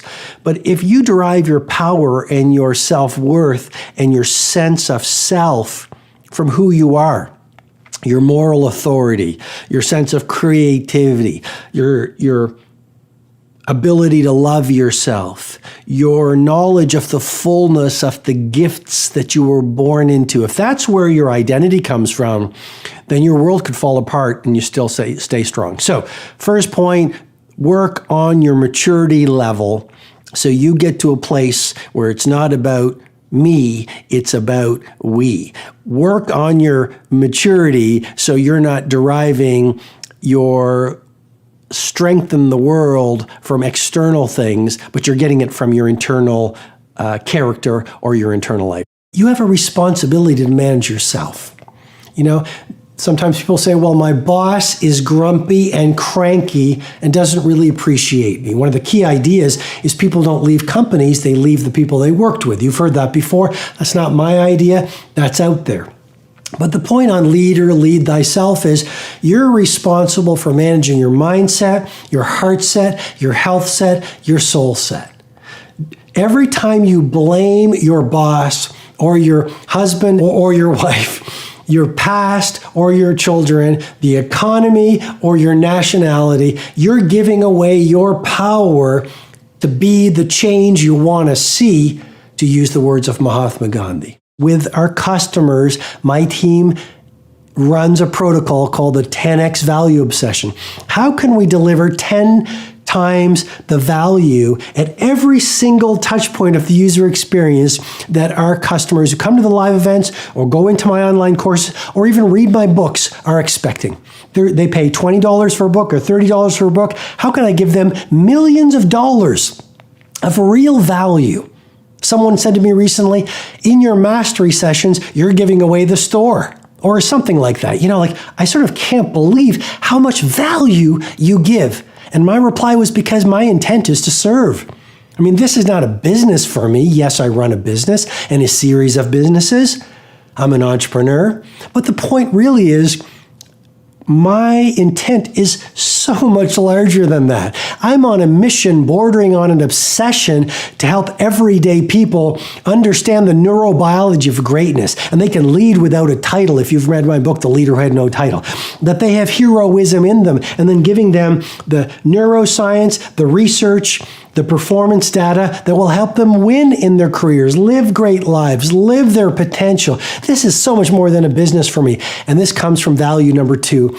I see this as a movement, a sense of community, a sense of giving, a sense of helping you fortify the genius within you in a very difficult world. So you say, Robin has given me thousands of ideas in these free mastery sessions that I can choose to act on every day to go out there and fireproof my heroism so I can do great work that wows the world, do great things for my family, and leave an impact on history that stands the test of time. And if I do that in my own way, then I've served you and I've done my job well. 8th rule for a monumental life is get great at your craft. Look, you have a gargantuan competitive advantage because most people are caught up or card-carrying members. And I say this with respect, but it's reporting reality. Most people in the world right now in business are card-carrying members of the cult of mediocrity. In a previous episode, and I share this in my leadership presentations, I believe the world today is suffering. And that word, I'm choosing it consciously and carefully, from the collective deprofessionalization of business. A little while ago, I was in an airport. There was an elevator repairman, and he had his boombox cranking out hard rock. Well, that's fine, but he's at work. He's not at home. I go into a store these days. There are people listening to music out loud when they should be taking care of customers. You walk into an airport, and you see people behind the desk or whatever, rather than being pros, owning the game, you literally see them chit-chatting or, again, looking at videos of dancing cats and people riding bicycles off the roofs of their houses. You know what I'm talking about. I call it the collective deprofessionalization of business. Very few people, relatively speaking right now, say, this is my craft. I've got to be a pro.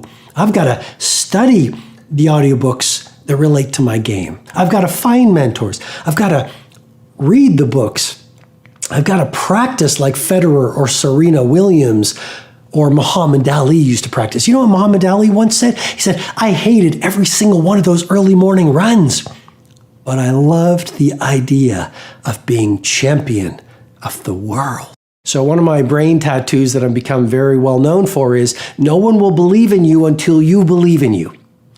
And so good people often become seduced by the chatter of their loudest fears. And what I mean by that is, we come up with a great idea. Let's say it's to start a project that will allow you to lead your field. Let's say it's an idea for a new product that will allow you to grow a new company. Let's say you come up with an idea for a new painting if you are an artist. Let's say it's an idea that will allow you to take your fitness and your wellness and your longevity to a whole new level of wow.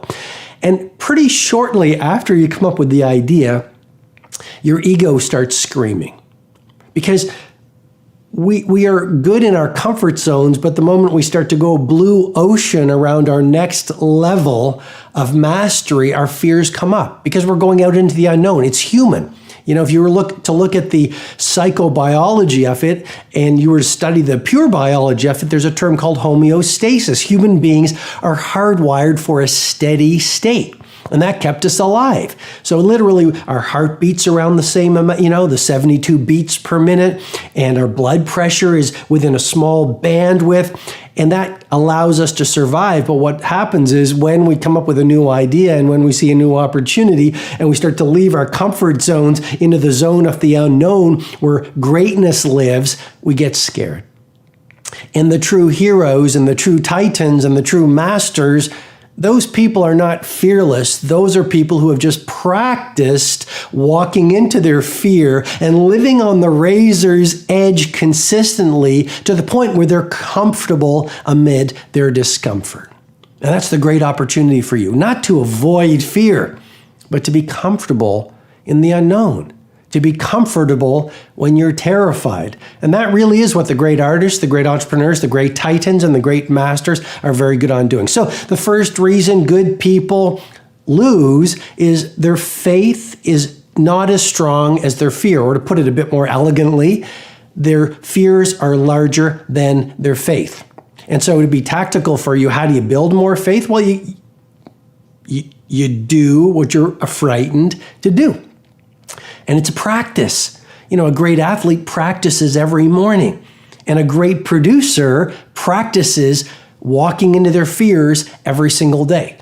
And what I'm encouraging you to do is every single day do one thing that causes your palms to sweat. Every single day start training your brain to hunt for opportunities to step into that unknown where possibility lives. And if you keep on doing it, you're literally going to build some new neurological hardwiring, a new pathway in your brain where it becomes easier. Because as you know so well, all change is hard at first and it's messy in the middle and it's beautiful at the end. If you want to have a world-class company, release only magic. Another way I could put it, only release Sistine Chapel ceiling level products to the world. Steve Jobs said it beautifully. He said, I wanted the icons on the iPhone to be so beautiful, people would want to lick the screen. I had a senior leader show up at one of my leadership events and he said, Robin, Steve Jobs was like that. I actually went to his house and met him shortly before he died, and he didn't look very well, but he didn't want to talk about his physical condition. He just wanted to talk about the product we were launching. He was so monomaniacally focused on the user experience. He literally wanted everything to be flawless. That was Steve Jobs' brilliance and obsession. I saw an incredible interview with Johnny Ive by Charlie Rose. And in that, Johnny Ive, who is the design genius behind a lot of the Apple products, he said, I knew Steve Jobs and I were spiritual brothers when we were in a store one day. And Steve Jobs said to me, he goes, hey, come on over, Johnny. You got to see this. And I believe from the interview, I believe this is what they said, but they were looking at an arrow. And Steve Jobs said, look at how the sharp point of the arrow is attached to this part, and look how seamless it is, and look at the engineering, and I wonder how they did that. And Johnny Ive said Steve Jobs was just in the pocket of the engineering and beauty behind that piece of artistry they were looking at.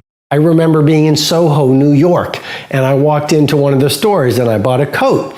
And I was leaving on an airplane for home later that day, and I asked the person who was taking care of me, I said, is it possible, and that's a great respectful way to ask for something, is it possible to get this coat hemmed and adjusted a little bit for me? And I said, the thing is that I'm leaving later today. And he looked at me, and I've never forgotten it, because we all have these people in our lives who say one thing or show up in a certain way, and they stay with us for the rest of our lives. And he said to me these words. He said, I'd love to do that for you. I'd love to do that for you. And again, the whole brain tattoo I'm trying to deconstruct here is make your I can larger than your IQ. You know, I remember being in Prague and I asked someone on the other, again, I spent a lot of time in hotels, and I said, is it possible to do this? And here was the reply on the other end of the phone. I think it was someone from the front desk, or maybe it was room service. And I try to eat as clean as possible. So probably it was a request, could I have olive oil and fresh lemon or lemon as the salad dressing? And here's the reply. Just to really lovingly and respectfully and hopefully fluently and elegantly bring this leadership insight home to you. I said, is this possible? And his reply was, anything is possible. So it's really easy to get seduced and stuck into a mindset of can't. You know, someone says, let's start a new business. Someone says, here's a great poetic project that if we release it to the world will help us own our marketplace. And it sounds very obvious again, but ask yourself this, is your default reply a symptom of a mindset of can't, or do you have a mentality of possibility? When someone says, here, read this book, do you shift into can't or can? When someone says, hey, you know what? I'm amped to run a marathon. Do you go, I can't? Is that your default setting in your neurobiological hardwiring? Or do you go, absolutely, or I'd love to do this? You know, it's really, really important, and that is one of the core distinctions of leadership, isn't it? And I'm going to get right into the first rule, which is leader, lead thyself. So leadership is not just for CEOs. Leadership is not just for prime ministers and presidents and people with large bank accounts and massive offices.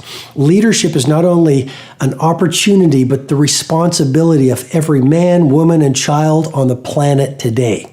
No matter what it is you do, whether you're a filmmaker, a startup entrepreneur, a manager of a corporation, a bread creator, or whatever it's called, a baker. I guess that would be a baker.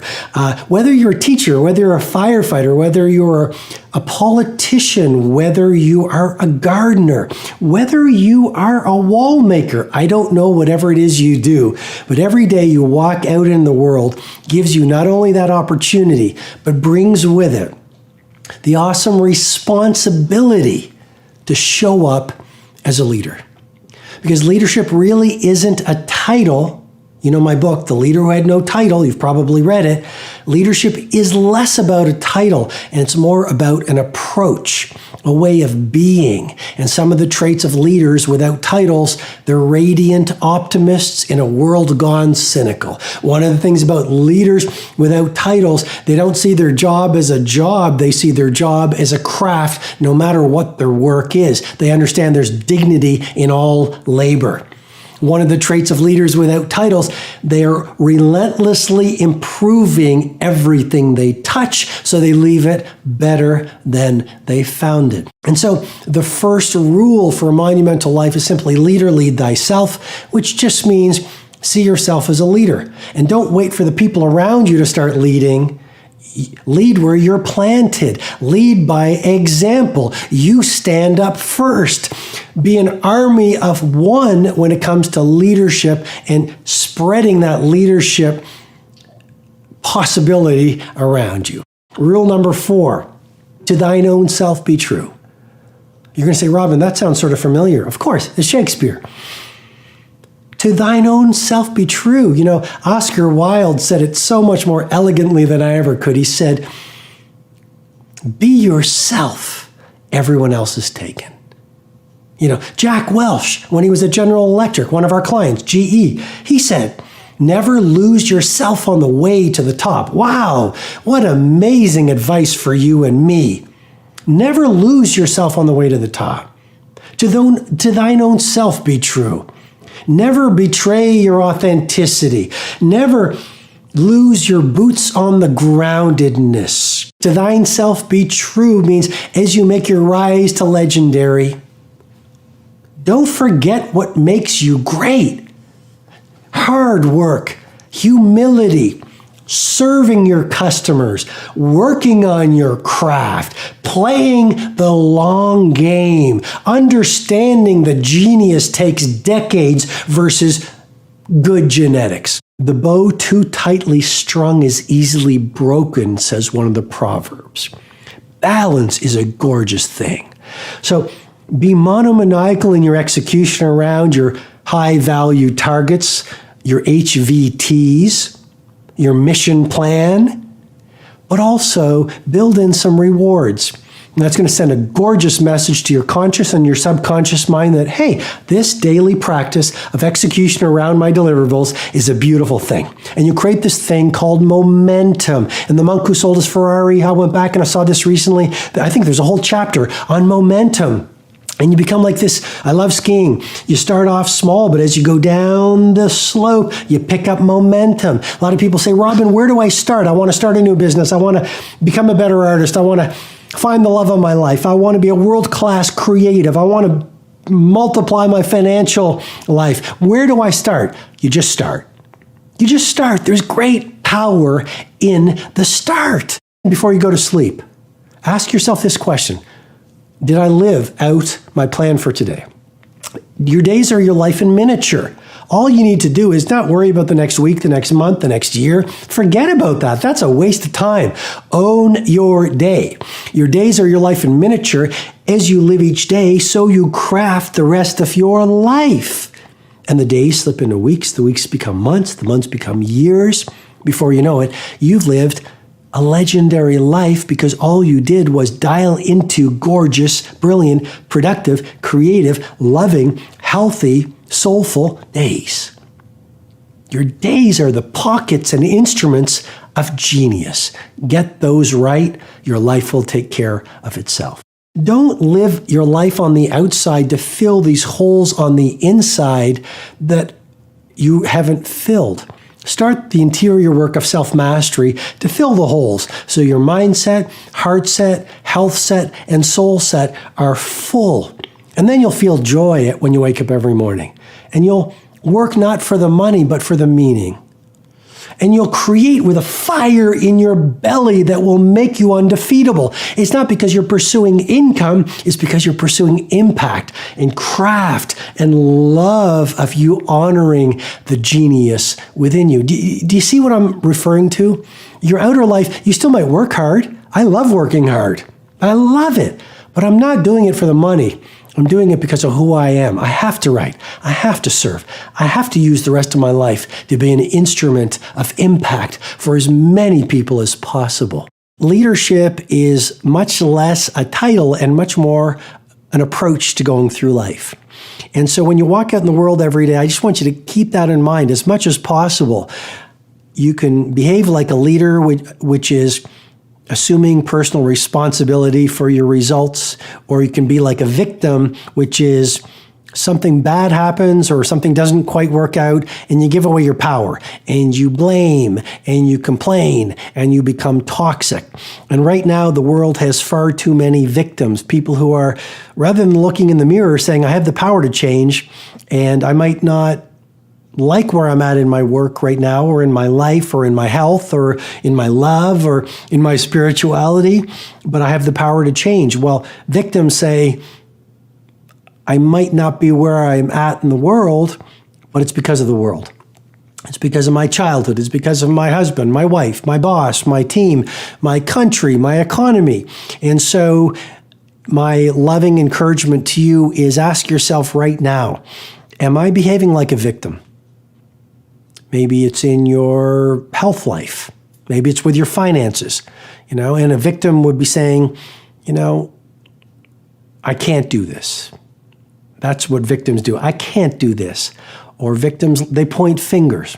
Well, it's the economy where I live right now, or it's the industry. It's going through a lot of commoditization and a lot of disruption. And if I was in a different industry, I'd be successful. Ultimately, we all know this. We create a reality. And even in the most difficult and most competitive of industries, there are people who are playing at world class, who are doing really well. Why? Because they have a different approach, because they are doing different things. And fundamentally, they're not behaving like victims, blaming and complaining and being toxic and wasting time and living in the past. They're showing up like leaders. So be a leader in all that you do today. Step number 2 in the process of structuring or creating this world-class life, your 5 non-negotiable values. Really important to look at your values. What are values? Values are what you're going to value as you go through your days, as you go through your weeks, as you go through your life. Values could be, what are mine? I value beauty. So I want to be around beauty as much as possible. I love art galleries. I love nature. I love sunset. I love looking at the stars. I love beautiful food, simply prepared with people who I love. I love beautiful conversations. I love beautiful books, because a home with a large library is a wonderful home to be in. So step number 2 in this process to set yourself up for a spectacular life, what are your 5 non-negotiable values? Maybe it's you'll be around beauty every day. Maybe it's no matter what the situation is, I will always live with integrity. Maybe one of your non-negotiable values will be, I will exercise even when I don't feel like it. Maybe one of your non-negotiable values will be family first. I don't know. These are just some things that I want you to think about. You may have read my book, The Monk Who Sold His Ferrari. Sometimes I speak about Ferraris because I don't have a Ferrari, but I love the way that Ferrari rolls. And here's what I mean by that. A Ferrari is in many ways mobile art on 4 tires. A Ferrari in so many ways is a distillation of Enzo Ferrari's philosophy on mastery. A Ferrari in so many ways is a reminder to you and me about what world class stands for. And what I want to really dial into today is this. Did you know that every year Ferrari only produces 7,000 Ferraris? And the point of wisdom, or the powerful idea I want you to really think about and deconstruct in your journal tonight after this mastery session is, why go really wide when you can be singularly deep? I'm going to repeat that again. But a great company and a great performer goes really, really deep on 1 or 2 things, and that's how you rise to iconic. We live in a world, I call it the cult of superficiality, addicted to distraction, afflicted by interruption. So we take the trinity of our performance assets, our mental focus, our physical energy, and our willpower. Those are the 3 primary assets of a world-class producer. And we diffuse them, we disperse them around thousands of projects, lots of little things. And yet I think of the 7,000 Ferrari philosophy. You know, they are world-class in terms of producing iconic automobiles, vehicles, but they don't want to be, they don't appeal to everyone. They don't produce hundreds of thousands of vehicles. They want to do a few products. They want to bring out a few things, but do them really, really well. And that's really the craftsman's mindset. That's how craftsmen think, or craftswomen. It's do a few things, but do them really, really well. And related to that is this. You are an artist. My invitation to you is to produce poetry in terms of your work that the world reveals as mastery. You know, and that is really all about bringing rigor to your game. It's not about doing a lot of things, it's about doing one thing well. Because the secret of genius is not complexity, the secret of genius is simplicity. You look at any genius entrepreneur, you look at any genius producer, you look at any genius athlete, they're not doing 5 sports, they're doing 1 sport incredibly well, and then putting in the training time to be monomaniacally focused so that they become otherworldly brilliant at their one thing. And I guess what I'm suggesting to you ultimately is this. Think about the 7,000 Ferraris philosophy. And if you are a business builder, let's say you're a startup entrepreneur, let's say you're a Fortune 500 manager, let's say you're a professional athlete, because a lot of professional athletes are watching these mastery sessions. Let's say you are a mother or father, a yoga teacher, or a chef.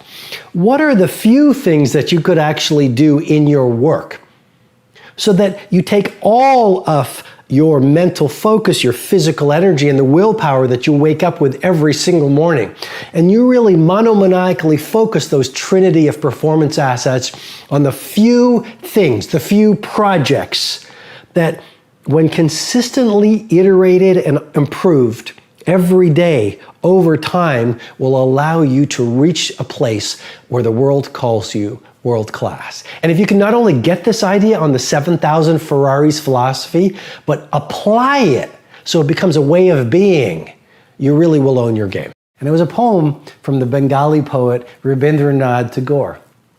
And allow me to share it with you. It simply said, "Spring has passed, summer has gone, and winter is here.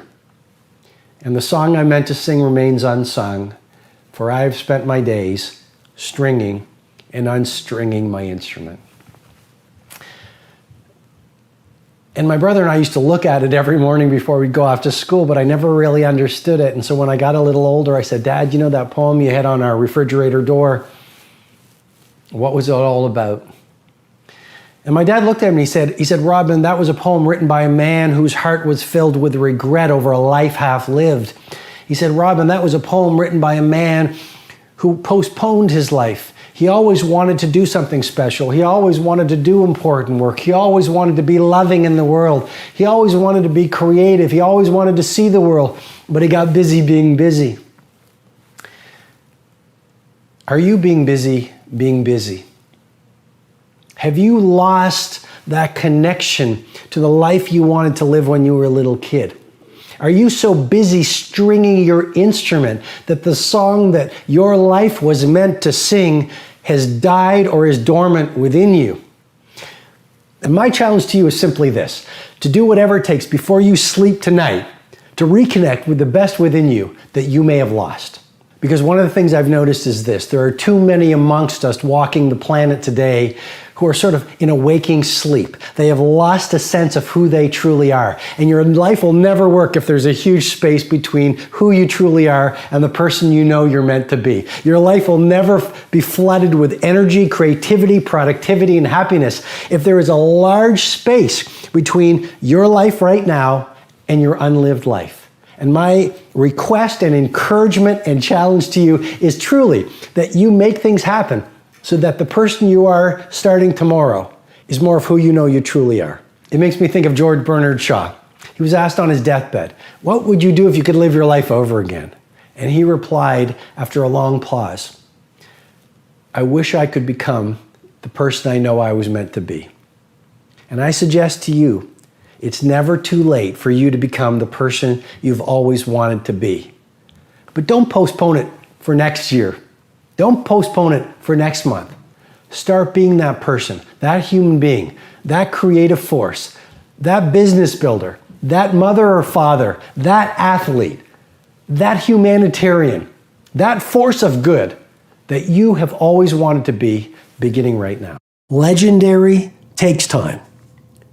And you can find yourself a gargantuan competitive advantage where you say, "I'm going to think long term. I'm going to play the long game. I understand that genius and world class and legendary is not a sprint, it's a marathon." And when you do that, you start to raise your level of awareness and you see your job as a craft, not just a job. And you start to say, "I'm not going to put anything out into the world that is less than Steve Jobs' level." You know, Steve Jobs really wasn't an entrepreneur. He really didn't care much about the money. Steve Jobs really was an artist. And you've probably heard me share this before, but there's the great story about when in the mid-1980s, Steve Jobs said, "We're going to launch the first Apple Macintosh." And he said, "I want this computer to be revolutionary." And when I interviewed Steve Wozniak, the co-founder and Steve Jobs' partner at a Titan Summit in Zurich a little while ago, I heard this firsthand, that Steve Wozniak wanted to create computers that were just industry, that would shake up the status quo. That was his obsession. He wanted to do things no other coder could do. And he told me Steve Jobs was an artist. And so in the mid-1980s, Steve Jobs got his design team around him, and here's what he told them. This is the deliverable, guys. I want this first Apple Macintosh to be so beautiful, it brings tears to people's eyes. But the real deliverable is, I want the inside to be art. And the design team said, well, Steve, no one's going to look inside the computer. No one's going to open it up. Why don't we just focus on a world-class user experience on the outside and beautiful architecture and design? And he said, no, this is what I want. And so when his design team went to work and the engineering team went to work, they literally said, we've got to deliver on Steve's obsession. And when Steve Jobs first saw that Apple Macintosh, when it was produced, he started to cry. Because he saw the beauty of execution around his vision. And then when he saw the inside, he was moved deeply.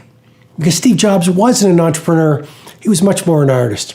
And they looked at his design team and he said, now I want you to sign the circuit board. And they said, why? And he said, because all artists sign their work. I don't know what you do. I don't know where you live. One thing I know for sure, maybe the world has not told you you are an artist, but I encourage you, see your work and anything you produce as poetry. And your good name is on what you're releasing to the world. And rather than putting out a lot of poetry and a lot of work, why not put out less work, but work that is legendary? Society right now is defining success by how much you have. But Mahatma Gandhi died with less than 10 possessions. I mean, he had a spinning wheel, he had his eyeglasses, I believe he had a watch and a few other things. Mother Teresa, I was actually in her mission in Kolkata, in India. And I went into her bedroom, and all she had was a very Spartan bed and a desk. And if you look at Martin Luther King Jr., these people all lived very Spartan lives and very sparse lives. Why? Because they really didn't care about accumulating things. They were on a monomaniacal mission to free the population that they were serving. It's not about accumulating things if you really want to be a hero of history. It's about finding some kind of a fiery cause that fuels your passion and that brings on your talent for the benefit of helping out as many people as possible. And in my work, I call that a cause. In my work, I call that a monomaniacal mission.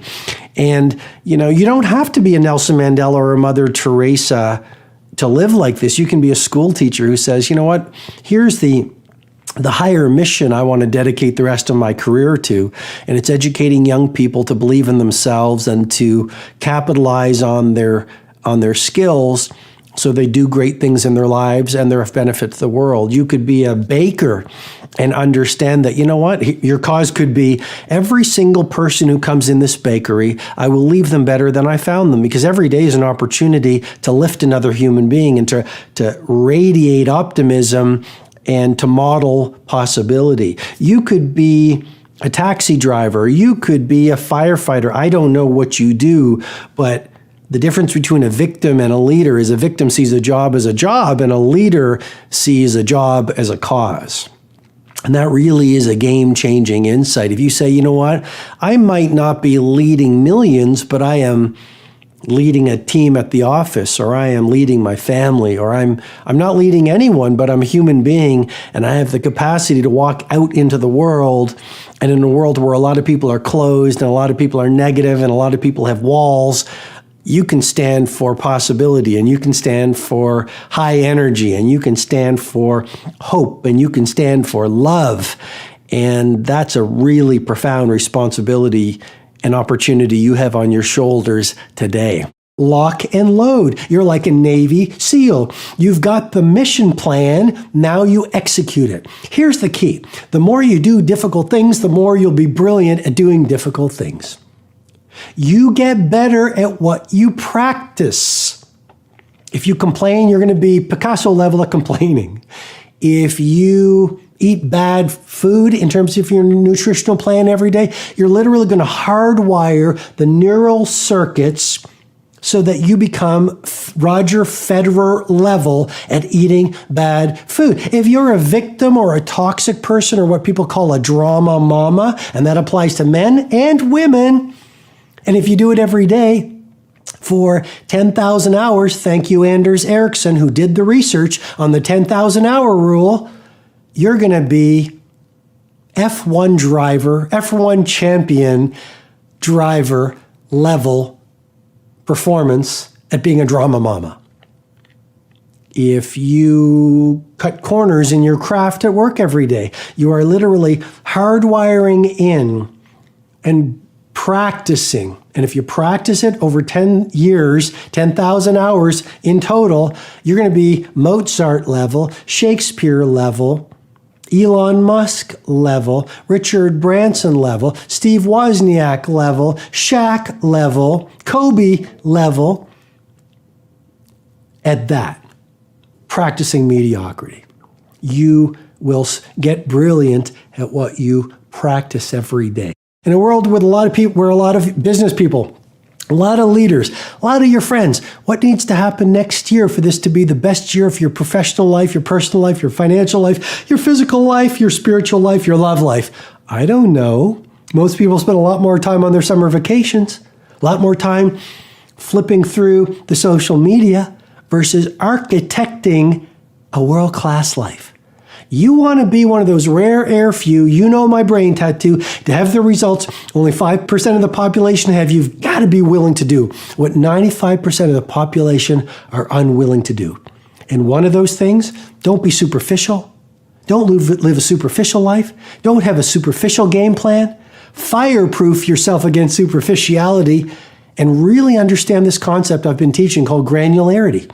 When I work with the NBA athletes who come into my rooms at my events, when I work with the titans, the billionaires, the celebrity CEOs you read about, these people are anything but superficial. They are granular.